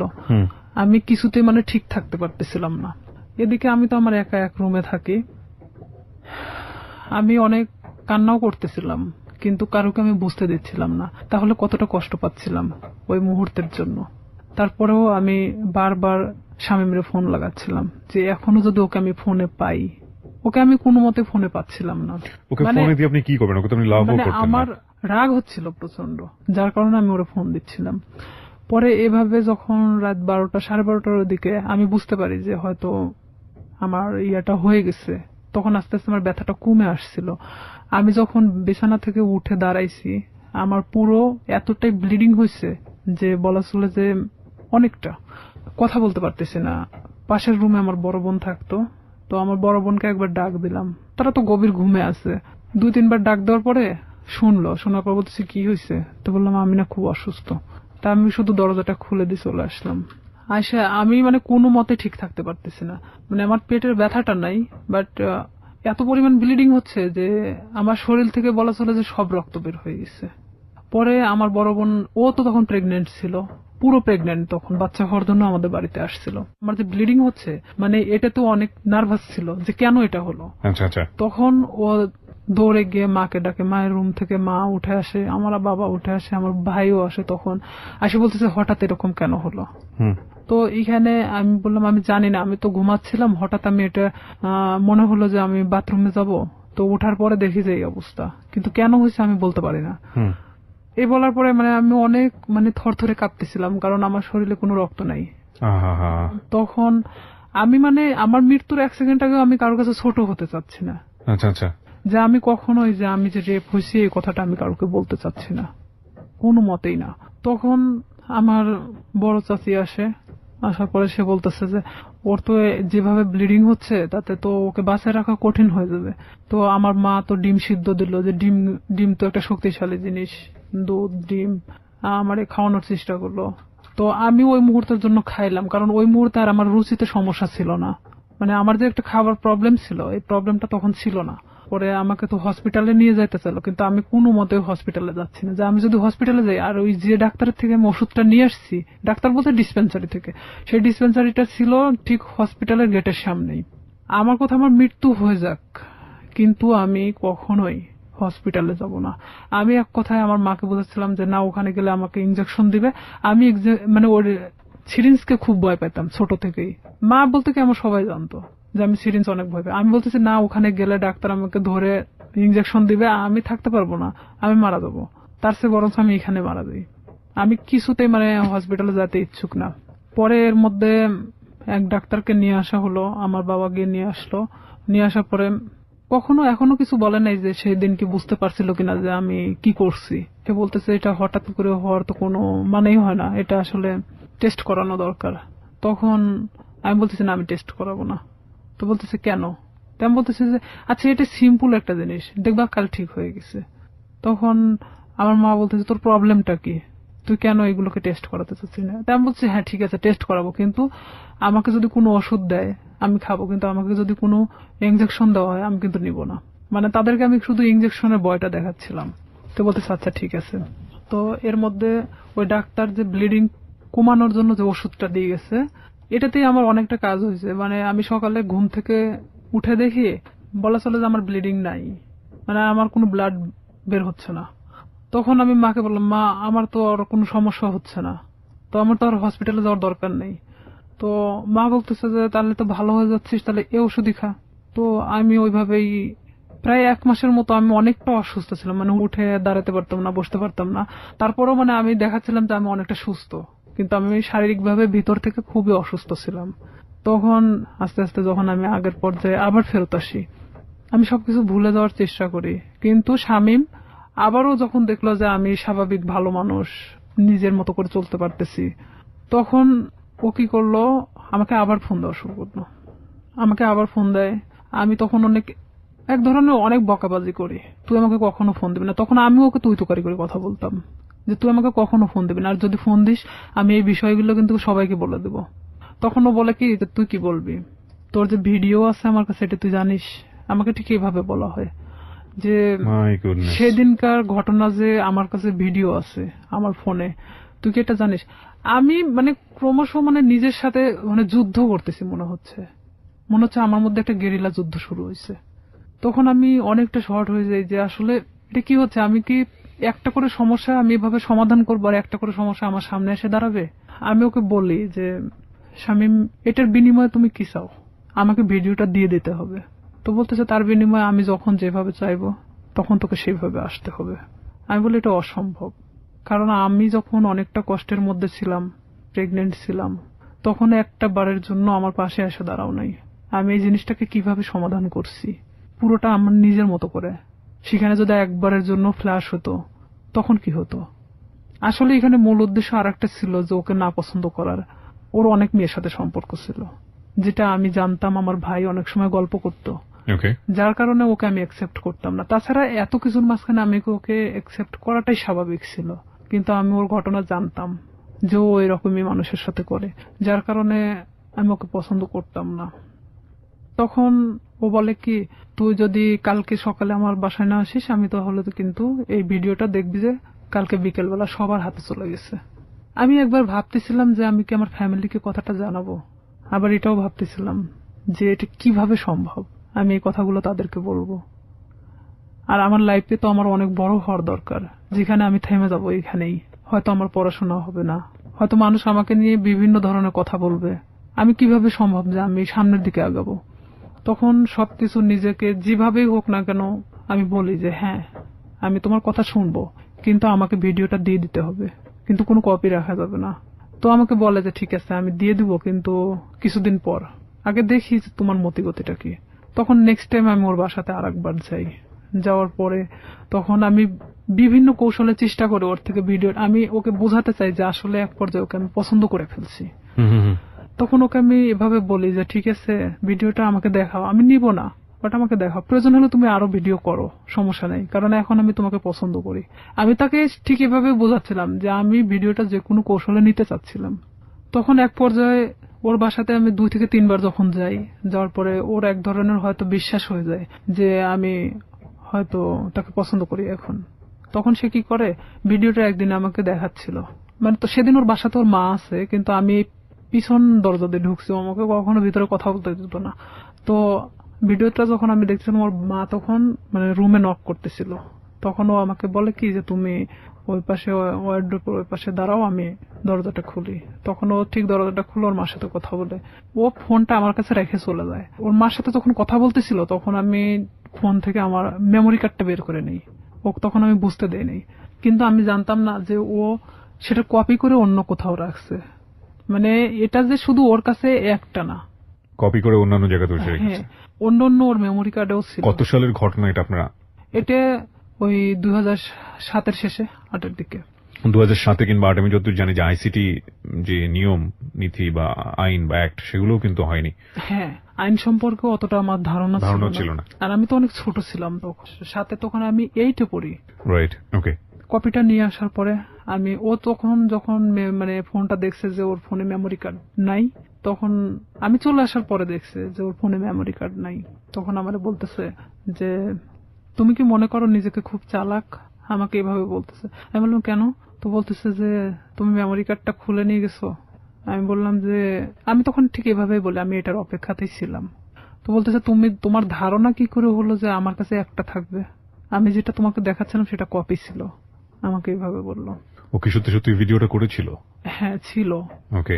তারপরে আমি ওটা নিশ্চিন্ত হওয়ার জন্য দেখলাম, এই মেমোরি কার্ডটা আমার ফোনে তুললাম, তুলে দেখি যে হ্যাঁ, সেই দিনের যে ধস্তাধস্তি ঘটনাটা ছিল সেটাও পুরোটাই ওর প্ল্যান মাফিক ছিল। ওকে। তখন ওর ফোনটা যে ওর ওয়ার্ড্রোপের উপর মানে ভিডিও হচ্ছে এটা আমি জানতাম না তখনকার জন্য। তখন আমি যখন মেমোরি কার্ডটা বাথরুমের মধ্যে ফেলে দেওয়ার পর আমি ভাবি যে এটা নিশ্চিন্তে শেষ, কিন্তু যখন আমাকে ফোন দিয়ে কথাগুলো বলা হয় যে তুই কি জানিস যে এটার আর একটা কপি আছে, তখন আমি না অনেকটা আবার হয়ে যায় যে আমি এখন এর প্রতি আবার কিভাবে বিশ্বাস ধরাবো। আর না হলে তো সে আমাকে এইভাবেই ব্যবহার করতে থাকবে সারাটা জীবন। কারণ তখন আমি বলতাম যে তাহলে তুমি আমাকে বিয়ে করো, যেহেতু তোমার আমাকে দরকার, তাহলে তো আমি তোমাকে ছেড়ে চলে যাচ্ছি না। দেখুন, একটা মানুষ তার সামাজিক সম্মান বাঁচানোর জন্য কত বড় কত ভয়াবহ রকমের রিস্ক নেয়, অথচ আমরা একটা মানুষের সুযোগ পেলেই তার সামাজিক সম্মানকে জেনে না জেনে কিভাবে ক্ষতিগ্রস্ত করি। আমরা ফিরে আসবো প্রিয় শ্রোতা, মাত্র 4 মিনিটের বিরতি নিচ্ছি। 4 মিনিট পরে এই জীবন গল্পে আবারও ফিরছি, আশা করছি আমাদের সাথেই থাকবেন। ছিলাম রিয়া, আপনি যেটা বলছিলেন যে আপনি জানতে পারলেন যে আরো একটি কপি ওর কাছে আছে। হ্যাঁ, আমি তখন এটাই ভাবতেছিলাম যে তাহলে ওর প্রতি আমি আবার কিভাবে এই জিনিসটা বিয়ে করার প্রস্তাব দেই। তখন ও এরকম বলে যে না, আমি পড়াশোনা করতেছি, তো এখন তো বিয়ে করা সম্ভব না, ফ্যামিলি থেকেও তো এখন বিয়ে দিবে না, বিয়ে করার দরকার নেই, তাহলে আমাকে কিসের দরকার, আমরা এইভাবে সম্পর্ক চালায় যাই, সময় হলে বিয়ে করে নিব, এই কথা বলে। আমি বলি না, এটাতে আমি থাকতে পারবো না এভাবে, কারণ তুমি যখন চাইবা তখন আমি যাব, আর এভাবে আমারও তো একটা জীবন, আমি না কোনো সময় তো ধরা পড়ে যেতে পারি, আমার পড়াশোনা আছে। তখন ও বলতেছে যে তুমি তোমার মতো চলবা, জাস্ট মাঝে মধ্যে আমার সাথে দেখা করবা। আমি তখন রাজি হই না, যে তাহলে আমাকে ছেড়ে দাও এখান থেকে। তো ও বলে কি যে তুই যদি এখান থেকে বের হওয়ার চেষ্টা করিস তাহলে একটাই কথা বলবো, তোর ছোট বোন আছে, তার সাথেও ঠিক একই ঘটনা ঘটবে, আমার যে ছোট। তখনও কি ওই শামীম কি আপনার বড় ভাইয়ের ফ্রেন্ড হিসেবেই আছে? হ্যাঁ, তখনও আছে। তো আমার ফ্যামিলি তো তখনও জানতো না যে তার সাথে আমার সম্পর্ক এরকম চলতেছে। তখন ঠিক 1 বছরের মাথায় এসে আমার ফ্যামিলি জানে যায়। কিভাবে জানলো, মানে আমি যে ফোনে কথা বলতাম, শামীমের নাম্বারটা আমার ফোনে অন্য নামে সেভ করা ছিল, একটা মেয়ে নামে সেভ করা ছিল, মেয়েদের নামে। আমি ফোনটা রেখে গোসল করতে যাই, আমাদের তো বাড়িটা নদীর পাশে, তো নদীতে গোসল করতে যাই, তখন আমার বড় বোন ফোনটা দেখতে দেখতে শামীমের নাম্বারটা, মানে সে দেখে ভাবে যে এই নাম্বারটাও সম্ভবত আমার ভাইয়ের ফোনেও দেখছে। আচ্ছা। তখন আমার বোন এই নাম্বারটা নিয়ে এসে তার সাথে মানে অ্যাড করে। আর এই নাম্বারটা এখানে একটা মেয়েদের নামে সেভ করা, তার মানেটা কি? তখন আমার বোনের মানে অলরেডি বাচ্চা হয়ে গেছে, 7 দিন না 8 দিন বয়স। তো সেখানে ও যখন ভাইয়ের সাথে ডিসকাস করে এই বিষয়টা নিয়ে যে নাম্বারটা কার, তখন দেখছে যে এটা শামীমের নাম্বার। তখন আমি যখন বাড়িতে আসি গোসল শেষ করে চেঞ্জ করার পরে আমার ভাই আমাকে ডাকে। সে কিন্তু আমার সাথে কথা বলে না, ডাকতে বলতেছে যে এই নাম্বারটা কার। তখন এক পর্যায়ে আমি মনে চুমকে উঠি, প্রশ্ন করতেছে কেন। তখন আমি না চুপ মারে তাকায় আছি। তখন বলতেছে যে নাম্বারটা কার। তো আমি বলতেছি শামীমের। তো বলতেছে যে শামীমের নাম্বার তোর ফোনে কেন? বুঝলাম তোর ফোনে আছে, কিন্তু অন্য একটা নামে কেন? তখন মানে আমি কোনো কথা বলতে পারি না, চুপচাপ দাঁড়ায় আছি। আমার ভাই আমার একটা থাপ্পড় মারে, এমন ভাবে মারে আমার মানে এই গালটা ফাটে রক্ত বেরোয় যায়। বড় ভাই? হ্যাঁ। তখন আমার মা ধরার পরে বলতেছে যে মারামারি বাদ দিয়ে আসলে ঘটনাটা কি হয়েছে সেটা জানে। তখন আমার মা আমাকে জিজ্ঞেস করলো যে তার সাথে তোর কিসের সম্পর্ক। তো আমি তাদেরকে বললাম যে সে আমাকে পছন্দ করে, আমিও তাকে পছন্দ করি। ঠিক ব্যাপারটা নর্মালি বলে দিলাম। আসলে কি পছন্দ করতেন? এক পর্যায়ে এই 1 বছরের মধ্যে তার সাথে আমি এভাবে মানে পছন্দ হয়ে গেছে যে আমি তো তাকে, সে আমাকে ছাড়তেছে না আর আমিও তার থেকে বের হতে পারতেছি না। তো আমি জানতাম যে আমার লাইফটা এভাবেই চলবে যতদিন হয়তো এখান থেকে সে আমাকে মুক্তি না দিচ্ছে কিংবা আমাকে বিয়ে না করতেছে। আর আমি তখন থেকে এটাই চিন্তা ভাবনা নিয়ে নিলাম যে যেভাবেই চলুক না কেন, যতদিন নিজের পায়ে মানে নিজে না দাঁড়াতে পারতেছি আমি প্রতিবাদ করব না এটা নিয়ে। তখন আমার ভাই আমাকে অনেক মারার পরে বলতেছে তুই জানিস ওর সম্পর্কে? আমি বললাম যে হ্যাঁ আমি জানি। তো বলতেছে যে কি জানিস তুই? তো বলতেছি যে ও যে অনেক মেয়ের সাথে সম্পর্ক ছিল কিন্তু এখন তো নাই, ও আমাকে সবকিছুই বলছে। তো বলতেছে যে ওর যে এখনো রীতা নামে একটা মেয়ের সাথে সম্পর্ক আছে তুই জানিস? তাই আমি বললাম যে হ্যাঁ আমি জানি, আমি কিন্তু কিছুই জানি না। তারপর আমি স্বীকার করতেছি যে হ্যাঁ জানি। তো বলতেছে যে তোকে কি বলছে? তাই আমি বললাম যে হ্যাঁ তার সাথে নাকি সম্পর্ক ছিল এখন নাই। তো বলতেছে ও যে গত পরশুদিনও আমার সাথে গিয়ে দেখা করে আসলো রীতার সাথে, তোকে এই কথাটা বলছে? আমার ভাই কিন্তু নর্মালি আমাকে এভাবে জিজ্ঞেস করতেছে। তাই আমি বলতেছি হ্যাঁ আমাকে বলছে। তো আমি আসলে তাদের মধ্যে তাল পাকায় দিচ্ছিলাম এরকম যে শামীম যদি আমাকে বলে থাকে তাহলে রীতার সাথে কেন সম্পর্ক? তাহলে শামীম আমার সাথে তাহলে এ ধরনের কি ধরনের খেলা খেলতেছে? তখন আমার ভাই বলে যে তুই আরো একটা বিষয় শুনে রাখ, শামীমের সাথে তুই সম্পর্ক রাখিস না। যতই আমি তোকে মারধর করে যাই করি না কেন, তারপরেও তুই আমার বোন। ও আমাকে মারার জন্য তোকে বেছে নিছে। আমি বললাম কেন? তো বলতেছে যে একটা বিষয় নিয়ে ওর সাথে আমার গন্ডগোল হয়েছে, যার কারণে ও আমাকে এমন ভাবে মারতে চাচ্ছে যেটা মৃত মানুষের চেয়েও অন্যরকম একটা ইয়া। তো এখন আমি বলতেছি যে হ্যাঁ সেটা বিষয় আমি জানি, মানে এক কথায় আমি সবকিছু স্বীকার করতেছি যে আমি জানি। তখন এক পর্যায়ে আমি শুয়ে শুয়ে এটা ভাবতে থাকি যে আসলে আমার ভাইয়ের সাথে কি ঘটছে তারা। তখন আমি শামীমরে ফোন লাগাই বলি শামীম ভাইয়ের সাথে তোমার প্রবলেমটা কি? তো বলতেছে কি না তো কোনো প্রবলেম নেই। তাই আমি বললাম যে ভাই তো তোমার আমার বিষয় জানে গেছে, তো এইখানে এখন আমার মনে হয় যে বলে দেওয়াটা উচিত সবকিছু। তো বলতেছে যে না বলো না, এখানে সমস্যাটা হলো কি আমি তো পড়াশোনা করি, এখন যদি আমি তোমাকে বিয়ে করি, ও তখন এখন এক ধরনের নর্মালি মানে কথা বলতেছে, তোমাকে যদি আমি এখন বিয়ে করি তাহলে আমাকে কিন্তু গার্মেন্টসে থাকা ছাড়া উপায় হবে না, কারণ আমার ফ্যামিলি তোমাকে কখনোই মানে নেবে না। তারা চায় যে তার ছেলেকে বিয়ে দিবে একটা চাকরিজীবী মেয়ের সাথে। আমার রাগ ওঠে একটু যে তুই জানিস যে তোর ফ্যামিলি তোকে আমার সাথে বিয়ে দিবে না, এটা আমিও জানতাম, তাহলে আমার সাথে এটা করার দরকার ছিল কি? এক পর্যায়ে তার সাথে আমার অনেক রাগারাগি হয়।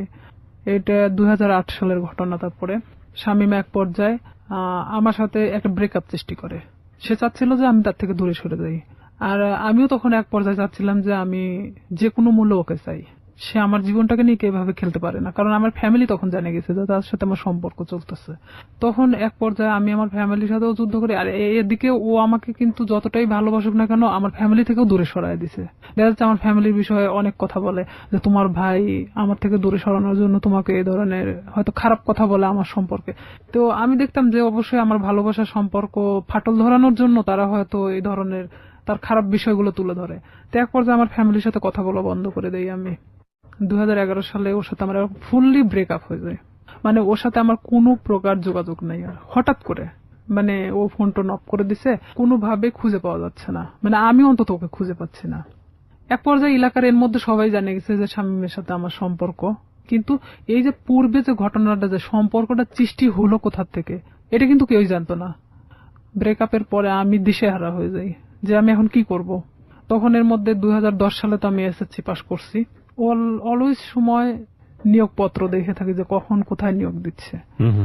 এক পর্যায়ে দেখি যে হ্যাঁ পুলিশে নিয়োগ দিচ্ছে, কিন্তু আমার বয়স হয়নি, 18 বছর পূর্ণ হয়নি। দিশেহারার মতো আমি একজন ঘুরি, এবং ঘুরতে ঘুরতে এক পর্যায়ে আমি ভাবি যে না, আমার একমাত্র এখন বাঁচার উপায় আমার নিজেকে চালানোর মতো একটা লাইফ তৈরি করতে হবে। 2012 সালের সেপ্টেম্বরের দিকে একটা নিয়োগ হয় পুলিশ ডিপার্টমেন্টে। এর মধ্যে কিন্তু শামীমের সাথে আমার কোনো প্রকার যোগাযোগ নেই, কোনো প্রকার সম্পর্ক নাই। আর ওকে, কিন্তু মনের মধ্যে ভয়টা কাজ করে, না জানি কখন ভিডিওটা পাবলিশ করে দেয়, তাই কি? নাকি ও ভিডিওটার বিষয়টাও ছিল। আর একটা কথা যে এক পর্যায়ে আমি ওকে ভালোবেসে ফেলছিলাম। আর একটা বিষয় যে আমার এটা চিন্তা ছিল যে তুই যদি ভিডিওটা ফ্ল্যাশ করিস, অন্তত আমি তোর গলায় ঝুলে যাব। আমি জানতাম যে তারপরে পাবলিসিটিতে এটা দেখাবে না। ওর গলায় ঝুললে আমার কোনো আপত্তি নাই, ও যদি করে তখন তো আমি পুরোটাই এখন ওর গলায় ঝুলার জন্য মানে প্রস্তুত। এই জন্যই বলি জীবন নাটকের চেয়েও নাটকীয়। আমরা যে সরল রৈখিক চিন্তাটা করছিলাম, চিন্তা করে দেখুন এই যে ভিডিওটা নিয়ে স্বাভাবিকভাবে আমাদের যে চিন্তাটা, এবং এই চিন্তার সাথে ওর চিন্তারও একটা মিল আমরা পাচ্ছিলাম, কিন্তু কিভাবে এটা টুইস্ট করলো। হিন্দি সিরিয়াল আসলে দেখার দরকার নাই। আমার মনে হয় যে নিজের এক একটা এরকম জীবন গল্প যদি জানা যায়, এটা সিরিয়ালের চেয়ে অনেক ভয়াবহ কিছু।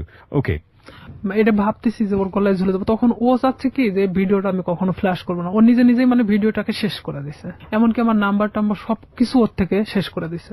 এক পর্যায়ে ওর নাম্বার টাম্বার যখন সব চেঞ্জ করে নিছে, তখন তো ওর সাথে কোনো যোগাযোগের কোনো নাই আমার। আমি তখন দিশেহারা একটা যে আমাকে এখন আমার লাইফের দিকে আগাতে হবে, যেভাবে হোক আমি একটা সরকারি চাকরি করব। 2012 সালে যখন এই সেপ্টেম্বরের দিকে এই নিয়োগটা হয়, আমার ভাই চাচ্ছিল না যে আমি পুলিশ ডিপার্টমেন্টে আসি, কারণ ও অনেক আগেই কিন্তু ডিপার্টমেন্টে যোগদান করছে। আমার ভাই না চাওয়ার কারণ একটাই, সে চাচ্ছিল যে আমি যদি পুলিশে ঢুকি নিশ্চিত আমি শামীমকে বিয়ে করব। আর আমার ভাই কোনো মতেই শামীমকে মানে নিতে পারতেছিল না। তাতে আমাকে ত্যায্য করতে তারা রাজি আছে, কিন্তু শামীমকে কোনো মতে তারা মানতেছে না, কারণ ও এর আগেও আমার ভাইয়ের জানা মতো অনেক মেয়ের সাথে এই ধরনের ঘটনা ঘটাইছে। কিন্তু আমার সাথে কি ঘটনাটা ঘটছে এটা তো আমার ফ্যামিলির এমনকি কেউই জানতো না। তখন আমার বাবাকে বললাম যে অমুক দিন তো নিয়োগ, তা আমি তো দাঁড়াতে চাচ্ছি। তো আমার বাবা বলতেছে যে আমার ভাইয়ের নাম, তো বলতেছে পছন্দ করে না, আর এটা যদি আমি দাঁড়াতে সম্মতি দেই তাহলে দেখা যাবে যে এটা নিয়ে অনেক বাড়িতে এক ধরনের মারামারি শুরু হয়ে যাবে। তাই আমি বললাম যে যা হয় হবে, আপনি যদি আমাকে টাকা দেন দিবেন, না দিলে আমি এমনিতেই যাব, কারণ আমার তো কোনো লোক ধরা নাই, আমি শুধু যাবো এই টাকাটাই চাচ্ছিলাম। তখন আমার বাবা আমাকে 2000 টাকা দেয়, আমি ওই টাকা নিয়ে পাবনা চলে যাই দাঁড়াতে। এক ইয়েতে আমাকে সিলেক্ট করে, কারণ আমি 5 ফিট 9 ইঞ্চি আর আমি একটা স্ট্রং বডির মানুষ। তো দেখার পরে আমাকে সবার পিছন থেকে নিয়ে যাওয়া হয়, ওখানে মাপে ওয়েটে সবকিছু দেখে আমি ঠিক হই। মেডিকেলেও দেখা যাচ্ছে আমার কোনো প্রকার সমস্যা নাই। যাই হোক, চাকরিটা হয় আপনার শেষ পর্যন্ত? হয়। তারপরে আমার চাকরিটা হয়, ওখান থেকে আমি বাড়িতে আসি। বাড়িতে আসার ঠিক আধা ঘন্টা 1 ঘন্টা পরে আমার ফোনে ফোন আসে একটা আনোয়ার নাম্বার থেকে। ফোন আসার পরে ওইটাই ছিল শামীমের নাম্বার। তখন শামীম আমাকে বলতেছে যে শুনলাম তোমার নাকি চাকরি হয়েছে। তাই আমি বললাম হ্যাঁ। তো আমি বললাম যে এতদিন পর আমাকে আবার খোঁজ নেওয়া। তো বলতেছে আসলে আমি অনেক সমস্যার মধ্যে ছিলাম, আমার প্রত্যেকটা ফোন আমার ফ্যামিলি কেড়ে নিয়েছিল। মানে এটা কিন্তু পুরোটাই মিথ্যা কথা।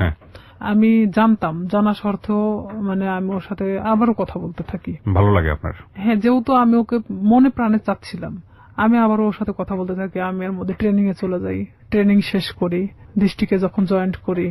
এর মধ্যে ব্যারাক সিস্টেম, ব্যারাকে কিন্তু আমরা একটা ব্যারাকে অনেক মানুষ থাকি, সেখানে আপনি ফোন এখানে রেখে যেতে পারেন, বাথরুমে যাচ্ছেন, কোন একটা কাজে বাইরে যাচ্ছেন, ফোনটা রেখে গেছেন। তো এখানে আমার পাশের বেডের একটা মেয়ে এই শামীমের নাম্বারটা নিছে, আমি জানতাম না।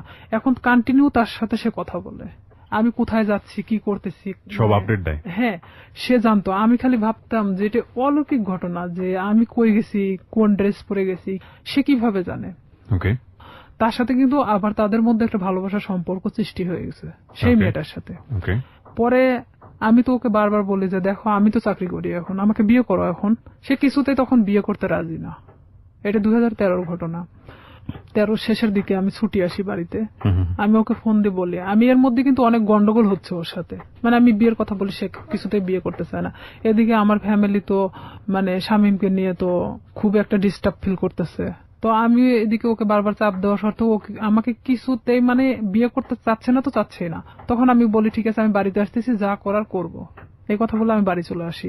ফোন দিলাম, ফোন দিয়ে বলতেছি আমি তোর সাথে দেখা করতে চাই। ও আমাকে বলে যে আমি দেখা করতে পারবো না। তাই আমি ডিরেক্টলি ওর বাড়িতে চলে গেছি এই ফোনে কথা বলতে বলতেই। কারণ তখন আমি যখন পুলিশ ডিপার্টমেন্টে আসি তখন আমার সাহসটা ছিল অন্যরকম, কনফিডেন্স বেড়ে গিয়েছে। হ্যাঁ, আর আমি তখন চাকরিজীবী একটা মেয়ে। যাওয়ার পরে ও দেখি যে চেয়ারের পর বসে আছে, ওর মা পাশে বসে। ও আমাকে দেখে করলো কি, এক দৌড় রুমের মধ্যে চলে গেল, যাওয়ার রুমটা আটকায় দিল। দেওয়ার পরে ওর মা বলতেছে কি হয়েছে। ওর মারা সবাই তো জানতো আমার সাথে সম্পর্ক আছে। বলতেছে কি হয়েছে, তোমার প্রবলেম কি। আমাকে কিছুতেই ওই ঘরের দিকে আগেতে দিচ্ছে না। আমি বললাম যে আপনার ছেলেকে জিজ্ঞেস করেন, সে আমার সাথে কেন এরকম করতেছে। আপনারা জানেন, আমার ফ্যামিলি জানে, সবাই জানে যে তার সাথে আমার সম্পর্ক, তাহলে কেন আজকে ও অস্বীকার করতেছে। তো বলতেছে এটা তোমার ব্যাপার, কিন্তু আমার বাড়িতে কোনো সিক্রেট চলবে না। এটাও ঠিক, তাদের তো কোনো বিষয় না, তারাও তো আমার সাথে বিয়ে দিতে চায় না। তখন আমি নিরুপায় হয়ে ওখান থেকে বের হয়ে চলে আসি। আসার পর বাড়িতে আসার পরে আমি অনেক অসুস্থ হয়ে যাই। এক পর্যায়ে আমাকে হসপিটালে নিয়ে যায়, স্যালাইন চলতেছে।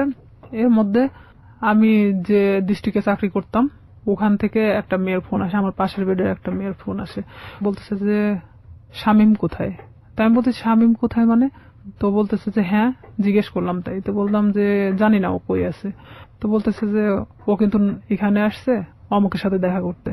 তাই আমি বললাম আপনি কই থেকে জানলেন। তো বলতেছে আমি ওর সাথেই ছিলাম, আমাকে নিয়ে গেছিল, কিন্তু ও জানে না যে আসলে আমি তাকে চিনি।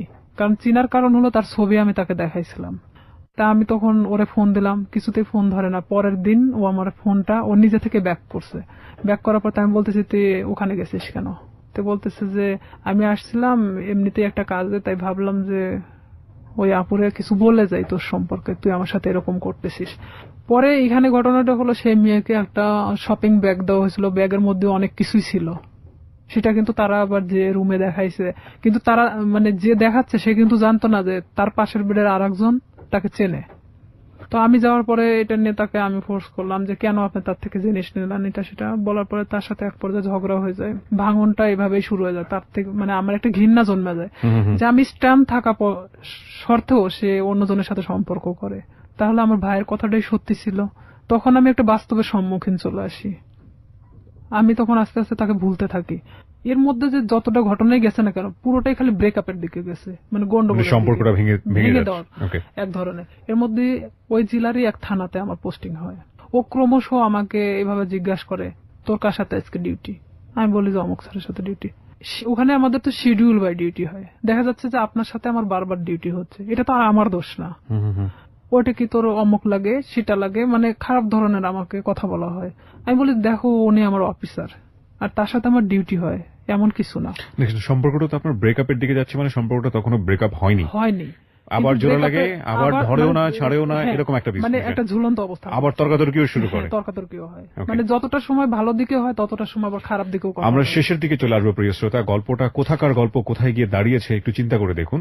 আমরা শেষের দিকে ফিরে এসে আপনাদেরকে একেবারে শেষ রিয়েলিটি যেটা সেটা জানাবো। এবং আবারও বলবো অনুমান করবেন না, কারণ জীবন গল্পে অনুমান আসলেই অপ্রয়োজনীয় এবং সেটা আসলেই শেষ পর্যন্ত মেলে না।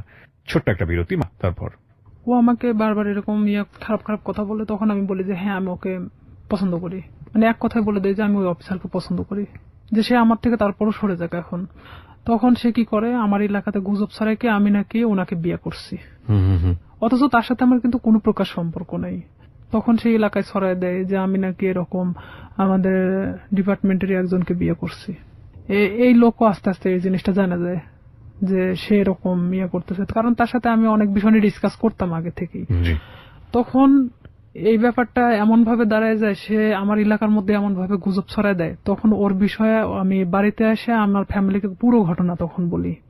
বলার পরে আমরা থানাতে যাই। থানাতে গিয়ে আমাদের যে অফিসার আছে অফিসারের সাথে কথা বলে এটা বিষয়ে আমরা একটা পদক্ষেপ নেই।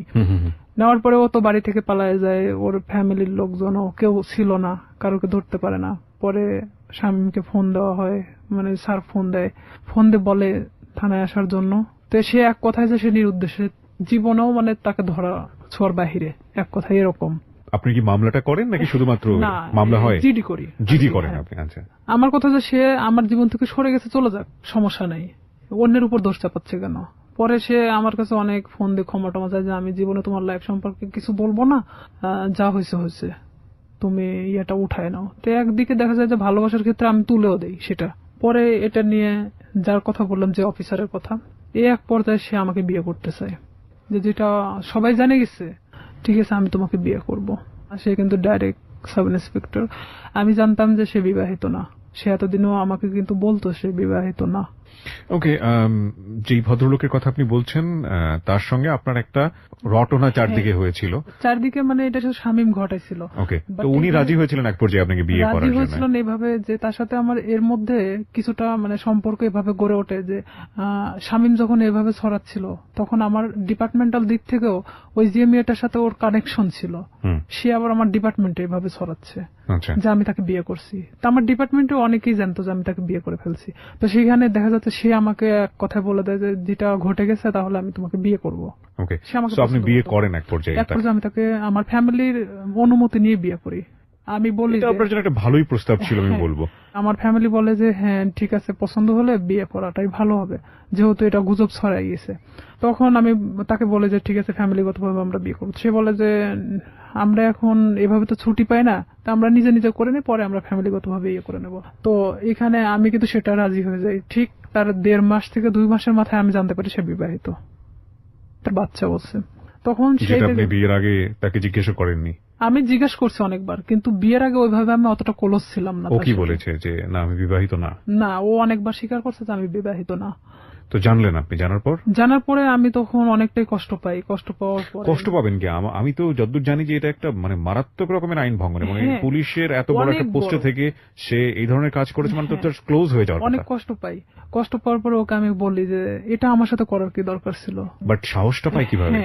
সে সাহসটা পাইছে এভাবেই যে একটা ছেলে আমাকে এভাবে হ্যারাস করতেছে, তার সম্পর্কে তো আমি তার সাথে ডিসকাস করতাম। সেটা তো অন্য হিসাব, এটা তো ইনফর্মাল হিসাব। কিন্তু ফর্মালি তো যদি যায় তাহলে তো চাকরি থাকবে না। সেটাই ভাবতেছিল, মেয়েটা তো এত কিছুর পরেও যেহেতু প্রকাশ করে নাই, তাহলে আমার ব্যাপারটাও হয়তো ওইভাবে প্রকাশ করবে না। ওকে, তার ফার্স্ট ওয়াইফ তো ঝামেলা করতে পারে, কনফিডেন্স এরকম ছিল। আচ্ছা, তখন এরকম যখন আমি দেখলাম যে না, আয়নার সাথে আমার সংসার করা সম্ভব না, তখন আমি কিভাবে আমার ফ্যামিলিকে বলবো আবার যে আমি বিয়ে করার পরে এখন সংসার করতে চাচ্ছি না। সম্ভব না কেন ভাবলেন? শুধু এই বিয়েটা সম্ভব না মানে তার বাচ্চা আছে, 2টা বাচ্চা, অলরেডি 2টা বাচ্চা। ওয়াইফের সঙ্গে কথা হয়েছিল? প্রথম ওয়াইফের সাথে আমি কথা বলছি। কি বলেন উনি? প্রথম ওয়াইফ জানতো বিষয়টা? ওনার প্রথম ওয়াইফ জানতো বিষয়টা কিরকম। ইনার সাথে যখন সম্পর্কটা হয়, বাট বিয়ে না এমনিতেই, তখন উনি আমাকে বলতো আমার ভাবির সাথে কথা বলো। আপনাকে ওনার ভাবির সাথে কথা বলতো? মানে ওনার ভাবি ওনার ওয়াইফ ওনার ভাবি সাজতো। তাহলে কি এখানে দেখা যাচ্ছে না যে ওনার ওয়াইফ ব্যাপারটা জানতো? ওকে, ব্যাপারটা শুধু আমি জানতাম না। ভাবির সঙ্গে কি বিষয়ে কথা বলতেন? বিয়ের বিষয়ে কথা বলতাম। আমি বলতাম যে আমি তোকে পছন্দ করি, বলে যে হ্যাঁ পছন্দ। সে তো আমাকে বলে যে তুমি ওকে পছন্দ করো, মানে অনেক বিষয় নিয়ে। আসল কথা এক কথায় যে একটা প্রেমিক প্রেমিকার মধ্যে একটা ভাবি আসলে যা হয়, সে সবকিছু একটা ওয়াইফ হলে তো কখনো মানা সম্ভব না আমার মতে। মানে ওনার ওয়াইফের সঙ্গে কথা হতো ঠিকই, কিন্তু আসলে আমি জানতাম ওনার ভাবি হিসেবে, এবং উনিও সেটাই বলতো যে আমি ওনার ভাবি হই। ওনার বাচ্চাদের সাথে আমি কথা বলতাম, কারণ আমি জানতাম যে ওনার ভাইয়ের বাচ্চা এগুলো। এক পর্যায়ে সে যখন আমি সংসার করব না, তখন বলে যে কেন করবা না, আমি কি এমন একটা কথাই তো ভুল বলছি, তো আমার তো তোমাকে পালার মতো সামর্থ্য আছে। এটা সেটা আমাকে অনেক কিছু বোঝায়। তাই আমি বলি ঠিক আছে, তাহলে আমি বাচ্চা কাচ্চা নিয়ে নেই, যেহেতু আমারও তো একটা লাইফ আছে। সে বলে যে না এখন বাচ্চা নিতে হবে না, এটা সেটা, মানে সে কোনো প্রকার আমাকে বাচ্চা নিতে দিবে না। তার মানে তখন কি আমি এটা বুঝবো না যে আমার লাইফে যত টাকা পয়সা আছে তারা আমার দিক গ্রাস করানোর চেষ্টা করতেছে? ক্রমশ সে আমার দিকে মানে টাকা পয়সা সবকিছু থেকে মানে আমার থেকে চাইতে শুরু করে। সে আমাকে দেওয়ার দূরের কথা, সে নিজেই আমার থেকে নিতে শুরু করে। ব্রেকআপ হতে হতে হতে হতে এখন লাস্ট পর্যায়ে আমাদের টোটালি ব্রেকআপ হয়ে গেছে।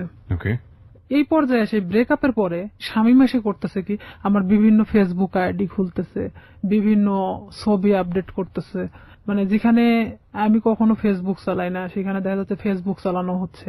মানে আমার নামে অনেক কিছু করা হচ্ছে যে আমি নাকি আবারও বিয়ে করছি, কিন্তু আবারও এলাকার মধ্যে এক ধরনের গুজব ছড়ানো হচ্ছে। অনেক কিছু আমাকে একদিক থেকে শামীম আবারও চাপের মুখে রাখছে। মানে মাঝখানের জীবনটা ছিল একরকম, আর ফার্স্ট লাইফ আর এই লাস্ট লাইফটা আবার আগের মতো। তো এখানে আমি শামীমকে অনেক ফোর্স করি যে দেখ, আগে তো আমি অনেক নিরীহ একটা মানুষ ছিলাম, কিন্তু আমি আমার সার্ভিস লাইফ 5 বছর, এখন কিন্তু উঠে দাঁড়ানোর মতো শক্তি আমার আছে। সো আমার সাথে এমন কোনো কিছু করো না যেটাতে তোমারও ক্ষতি হবে বাট সবার ক্ষতি হবে। সো রাইট নাও আপনি যেটা বলছেন যে আপনি যাকে বিয়ে করলেন তার সঙ্গে আপনার ডিভোর্স। হ্যাঁ, এখন ডিভোর্স থেকে আপনি দিয়ে দিয়েছেন? হ্যাঁ, আমি নিজে। আপনি কোনো আইনি অ্যাকশনও নেননি? আসলে কি নিব, নিয়ে লাভটা কি? আমি এটা করছিলাম যে তার নামে আমি জিডি করছিলাম, মামলা করার সিদ্ধান্ত নিয়েছিলাম আমার ফ্যামিলি থেকে। পরে যখন আমার ফ্যামিলি, আমার বড় জ্যাঠা বলে যে যা হবার তা তো হয়ে গেছে, এই জিডি মামলা মোকদ্দমা, তারা আসলে এক ধরনের সরল সোজা মানুষ, তারা চাচ্ছে যে আসলে এগুলো করার কি দরকার, যা হবার তা তো হয়ে গেছে। সেখানে তো মামলার দিক থেকে দেখা যাচ্ছে যে সে আমাকে মিথ্যা বলে হয়তো আমাকে বিয়ে করছে, কিন্তু তারপর থেকে তো আমাকে সে ছাড়তে চাচ্ছে না, বিষয়টা জটিল আকার ধারণ করতে সবকিছু মিলে, এই জন্য আপনি আর আবার এখানে দেখা যাচ্ছে যে আমার লাইফেও অনেক ক্ষতি হয়ে যেত, যে ওনার ওয়াইফ যদি টোটালি না করতে যায়, তার সাথে আমার কোনো যোগাযোগ হয়নি, তাহলে সেক্ষেত্রে উনি যদি আমাকে বিভাগীয় একটা মামলা দিত, আমি থাকতে আমার হাজবেন্ডকে সে ফুসলিয়ে বিয়ে করছে, তার হাজবেন্ডও হয়তো এই কথা বলে উঠতো যে আমাকে সে ফুসলাইছিল, কারণ সেটার কোনো প্রমাণ নাই, বিপদে পড়তেন। তো সেখানে দেখা যাচ্ছে যে আমার কথাগুলো ভিত্তিহীন ছিল, আমি সবকিছু ভাবে আবারও সেখান থেকে সবকিছু ক্লোজ করে চলে আসছি। এরপরেই কি আপনার পিছনে স্বামী আবার দৌড়দৌড়ি শুরু করে? হ্যাঁ, এখন ও আবারও আমার পিছনে। ওকে বিয়ে শাদী করেনি? ও বিয়ে করছে, বিয়ে করার পর বউ ছাড়া দিছে, তারপরে আবার আপনার পিছনে। হ্যাঁ, এখন ও চাচ্ছে যে আমি। এখন কি করছে? ফেসবুকে আপনার নামে স্ক্যান্ডাল তৈরি করার চেষ্টা করছে। ফেসবুকে স্ক্যান্ডাল তৈরি করাটা খুব সহজ এই কারণে যে আমরা যারা সাধারণ মানুষ আছি, যারা এই অনুষ্ঠানটা শুনছেন, বিশেষ করে তাদের মধ্যে অনেকেই আছেন তারা খুব সহজ সরল, তারা একটা স্ক্রিনশট দেখলেই মনে করেন যে না জানি কি আছে এর মধ্যে, এই ঘটনা ছি। যে আমাদের সবারই একটা বড় সমস্যা হচ্ছে, আমরা সবাই ফার্স্ট ইমপ্রেশনে চিন্তা করি। ফার্স্ট ইমোশন, রাস্তায় একটা ঘটনা ঘটছে, কেউ একজন মার খাচ্ছে, আপনার মনে হবে সে চুরি করেছে, সে কারণে সে মার খাচ্ছে, এবং দৌড় দিয়ে গিয়ে আপনি দুটো মেরে চলে আসলেন। এই যে মনে হওয়ার ব্যাপারটা, এটা আমাদের ফার্স্ট ইমোশন ম্যাক্সিমাম টাইমই রং থাকে। আমরা কখনো বিহাইন্ড দ্য রিজন কখনো চিন্তা করি না, কজ কিংবা প্রুফ বিহাইন্ড দ্য রিজন কখনো চিন্তা করি না। একটু ঠান্ডা মাথায় 2 মিনিট ভেবে যে ওটার প্রতি আমাদের রিয়াকশনটা কি হবে সেটা জানাই না। কোন একটা পোস্ট দেখলাম, ইচ্ছা মতো গালিগালাজ। কিছুদিন আগে, আমি নাম মেনশন করবো না, আমাদের খুব বিখ্যাত প্রিয় একজন ক্রিকেটার তার বোনকে নিয়ে ছবি দিয়েছে ফেসবুকে, সেখানে আস্তাগফিরুল্লাহ, এত বাজে কমেন্টস। এই যে মেন্টালিটিগুলো না, এই মেন্টালিটিগুলোর প্রধানতম কারণ হচ্ছে আমরা ফেসবুকটাকে খুব হালকা ভাবে নেই। আমরা মনে করি যে এখানে একটা কমেন্টস দিলাম, দিলেই কি না দিলেই কি, এমন একটা জগৎ, এটার সাথে বাস্তবের কোনো যোগাযোগ নেই। কিন্তু এটা ভুল, কারণ দিন দিন এটা এত বেশি ক্রাউডি একটা প্লেস হচ্ছে, এখানে আপনি যেটাই করেন না কেন, যাই করেন না কেন, সেটা কিন্তু একটা ছাপ রেখে দেয়। ভুল করলেও সেটা একটা ছাপ রেখে দেয়, এবং একই সাথে ভালো করলেও সেটা একটা সম্মান বয়ে নিয়ে আসে। আমরা কেউই ভুল শুদ্ধের ঊর্ধ্বে না, কিন্তু এই যে স্ক্যান্ডাল তৈরি করা কিংবা একজনের নামে বদনাম রটানো, একজনকে বিপদে ফেলা, এটা করা ওটা করা, এই ব্যাপারগুলো না খুব সহজেই করা যায়। কারণ আমরা যদি বলি, আমাদের বাঙালি সেন্স এই জিনিসগুলো খুব ইন্টারেস্টিং। আমরা দেখবেন যে কেওয়াস পছন্দ করি। সিম্পল একটা উদাহরণ, মাটি খোঁড়া হচ্ছে, সেখানে 10 জন লোক দাঁড়িয়ে থেকে দেখছে, আপনিও দাঁড়িয়ে থেকে দেখছেন, নতুন কিছু নেই, বাট আমরা খুব কৌতূহল প্রবণ একটা জাতি। তো সেই জায়গাতে যখন এই ধরনের কেওয়াস তৈরি হয়, বিভিন্ন মানুষ সেই কেওয়াস তৈরি করার সুযোগ নেন, কারণ কেওয়াস খুব অতি সহজেই তৈরি করা যায়। তো এই ফেসবুকে স্ক্যান্ডাল করাটা খুবই ইজি, এবং স্ক্যান্ডাল করে ফায়দাও খুব সহজভাবে নেওয়া যায় আর কি। তো আমাদের মতো মানুষ, বিশেষ করে আমাদের রিয়াদের মতো মানুষ, তাদের জন্য, তাদের ফিউচারটাকে নষ্ট করার জন্য এই ধরনের স্ক্যান্ডাল এটা খুব কাজে লাগে। কিন্তু একটা কথা হচ্ছে কি ভাই, দিন শেষে গড জাস্টিফিকেশন বলে একটা ব্যাপার আছে, ঈশ্বরের মার, হ্যাঁ, এবং এটা খুব ভয়াবহ। ঠিক আছে, একজন মানুষকে বিপদে ফেলার জন্য আপনি যদি কোনো চেষ্টা করে থাকেন, তাহলে নিশ্চিতভাবে আপনি ধরে নেন আপনিও সেই বিপদে পড়বেন। আপনি মূলত আজকের এই অনুষ্ঠানে এসেছেন আপনার এই কথাগুলো খুলে বলার জন্য। আপনি একজন ভিকটিম, এবং আপনি যাদের হাতে আইন শৃঙ্খলা রক্ষা করার কাজ, তাদের মধ্যে কাজ করেও আপনি একজন ভিকটিম, এবং আপনার পুরো পরিচয়টা আমি এখানে গোপন রেখেছি। আপনার যে নাম আপনি ব্যবহার করেছেন সেটা ছদ্মনাম আমি বললাম, এবং বাকি যাদের সঙ্গে ওনার সম্পর্ক, তাদের কাউকে আমরা এখানে ফ্ল্যাশ করিনি বা এক্সপোজ করিনি। তার প্রধানতম কারণ হচ্ছে আমাদের সামাজিক অবস্থা। প্রচন্ড সম্মান আছে আমাদের যে পুলিশ বাহিনী, তাদের চেষ্টার প্রতি, তাদেরকে আমি রেসপেক্ট করি আমাদের অনুষ্ঠান থেকে। সেখান থেকে এসে আপনি সৎ সাহস নিয়ে আজকে এখানে এই বিষয়গুলো বলে গেলেন, এবং আপনি লাস্টে এই কথাটাও বললেন যে শামীমকে বিরত থাকার জন্য, নইলে আপনি বাধ্য হবেন কোন একটা অ্যাকশন নেবার জন্য। অ্যাকশন নিব বলতে নিছি তো, অলরেডি অ্যাকশন নিয়ে নিয়েছে। অলরেডি ও আমাকে এমন ভাবে হ্যারাস করতেছে, দেখা যাচ্ছে 2 টাকার নোটের উপর আমার নাম্বার, বিভিন্ন জায়গা থেকে আমাকে ফোন দিচ্ছে, ফোন দিয়ে বলবে কি কয় টাকা দরকার, কয় টাকা দিয়ে থাকবেন, এই ধরনের আমাকে কমেন্টস করা হচ্ছে। কি অ্যাকশন নিয়েছেন আপনি? ঈদের পরের দিন থানাতে যাওয়ার পরে আমি স্যারকে সব কথা খুলে বলি, আবারও সেই জিডি করা হয়। জিডি মামলা করেনি? মামলা আমি আসলে করতে চাই না, যে মামলা করলে আমাকেও যেতে হবে তারিখে বেল পাই যাবে, ও ঠিকই আবার আগের মতো আরো হয়তো ভয়ঙ্কর হতে পারে। তো আমি সাধারণ জিডি করছি এর কারণে যে ওকে বোঝানোর জন্য। তো এখন জিডির কোনো অ্যাকশন কি হয়েছে? হ্যাঁ, আমি ওনার সঙ্গে ওদের বাড়িতে আসি, মানে আমাকে দেখার পরেই ও বের হয়ে চলে যায়, মানে এমন ভাবে বের হয়ে চলে যায় ওকে, মানে আমি যে দেখা দিচ্ছি দিতে দিতে ও মানে মোটরসাইকেল নিয়ে টান দিয়ে চলে যায়। আচ্ছা, এখানে জিডিটার বিষয়টা আমি যত জানি, জিডিটা একটা সময় এনকোয়ারি হয় এবং এটা যদি সত্যতা পায় তাহলে অটোমেটিক্যালি মামলায় রূপ নেয়। কিন্তু এটা ঘটনাটা হলো কি, যে আমি স্যারকে এভাবে বলছিলাম যে যেহেতু আমার লাইফের পিছনের ঘটনাগুলোতে আমি কোনো অ্যাকশন নেইনি, তো আমি চাচ্ছিলাম যে শুধু এখান থেকে বিরত করার জন্য। এখানে যেহেতু আমার ফ্যামিলি কিন্তু এখন আমার পাশে নাই, এক পর্যায়ে আমি ডিভোর্সের পরে পুরোটাই আমার ফ্যামিলি থেকে ভিন্ন আছি, তো কেউ যেহেতু আমার পাশে নাই সেখানে তো আর আমার লড়াই করে কোনো লাভ নেই। আমি চাচ্ছি যে সে যেন আমাকে ডিস্টার্ব না করে, তাহলে তো আমি ফুললি আমার মতো জীবনযাপন করতে পারতেছি না, আমি আমার ফ্যামিলির উপর নির্ভরশীল না আমি অন্য কারোর উপর। সবাইকে একটা বিষয় সতর্ক করছি, যারা আজকের এই অনুষ্ঠানটা শুনছেন, আমি জানি অনেকেই সতর্ক হবেন না, তারপরও 2-1 জন তো নিশ্চয়ই হবেন, সেজন্যই বলি, কোন ধরনের কোন ডকুমেন্টস বা কাউকে যদি আপনার মনে হয় যে আপনি তাকে হেয় করবেন, যে কোনোভাবে হোক সামাজিকভাবে হেয় করবেন, সেই রকম কোন ডকুমেন্টস যদি পাবলিকলি আপনি ওপেন করেন, ফেসবুকে হোক বা অন্য যে কোনো কোথাও হোক, আপনি যদি ওপেন করেন without his or her permission, যাকে আপনি এটা ওপেন করছেন, যাকে আপনি এক্সপোজ করছেন, যাই করেন না কেন, আপনি যদি তার অনুমতি ছাড়া এটা করেন, সেটা কিন্তু আইসিটি অ্যাক্টে আপনার এগেইনস্টে খুব কঠিনতম একটা মামলা হয়ে যাবে। এবং আপনার কিন্তু কোনো জাস্টিফিকেশন নাই একটা মানুষকে, সে ভুল করুক বা অন্যায় করুক নাই করুক, তার কোনো প্রুফ দিয়ে আপনি সেটা ফেসবুকে একটা প্রচারণা চালাবেন। কারণ সামাজিক মর্যাদা যদি ক্ষতি হয়, সেই সামাজিক মর্যাদা ক্ষতির ঘানি কিন্তু আপনাকে টানতে হবে, এবং এগুলো কিন্তু নিয়ম আছে, আইন আছে।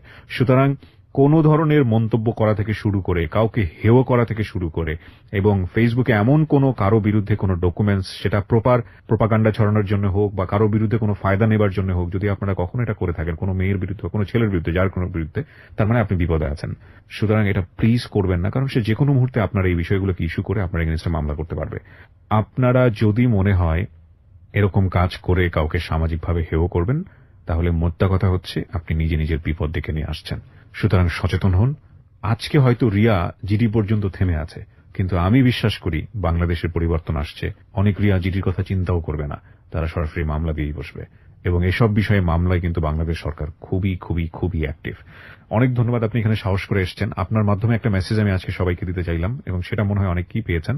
আমরা সবসময় একটা কথা বলবো যে একজনের জীবন গল্প আরেকজনের শিক্ষা হোক। কাউকে কোনোভাবেই ছোট করাটা আমাদের মূল উদ্দেশ্য নয়, এবং মূল টার্গেটটাই হবে সে যেই হোক না কেন, তাকে আলটিমেটলি, সে যদি ভিকটিমও হয়, সে যদি কাউকে অপরাধও করে, তাহলে তাকে সঠিক পথে নিয়ে আসা, এবং সেটা সুন্দরভাবে। একটা মানুষকে শাস্তি দেওয়াটাই মূল কথা নয়, একটা মানুষ যাতে শাস্তি না পায় তাকে সুন্দর করে বুঝিয়ে বারবার সেখান থেকে ফিরিয়ে নিয়ে আসা। উনি শামীমের ক্ষেত্রে সেটা করে যাচ্ছেন। শামীমকে শুধু একটা আজকের অনুষ্ঠান থেকে একটা কথাই বলার আছে, সেটা হচ্ছে it is the highest time. আমি জানি আপনি এই অনুষ্ঠানটা শুনতেছেন, আমি আপনাকে রিকোয়েস্ট করব, আমি জানি আপনি সমাজে অনেক ভালো কাজ করেছেন, হয়তো বা আপনি আপনার ব্যক্তিগত জায়গা থেকে, আমরা সেগুলোকে রেসপেক্ট করি। আপনি ওনার লাইফে যেভাবে লেগে আছেন, সেটা উনি যেটা বললেন সেটা যদি আমরা মেনে নেই যে সত্য, আমি জানি আপনাকে যদি বক্তব্য দিতে দিতাম তাহলে তো আপনার পক্ষ থেকে কোনো বক্তব্য ছিল, কিন্তু যেহেতু আপনারা স্বামী স্ত্রীর সম্পর্কে নাই, সুতরাং দুজনের জায়গা থেকে, ওনার জায়গা থেকে আমি যতটুকু সত্য নিয়েছি, এই জায়গা থেকে শুধু এতটুকুই বলার আছে, আপনি নিজেকে নিবৃত করুন, থামুন এখানেই, নইলে আপনার জন্য ভবিষ্যৎটা হয়তোবা সুখকর হবে না। কারণ উনি এরপরে হয়তো রেগে গিয়ে বড় কোনো স্টেপ নেবেন।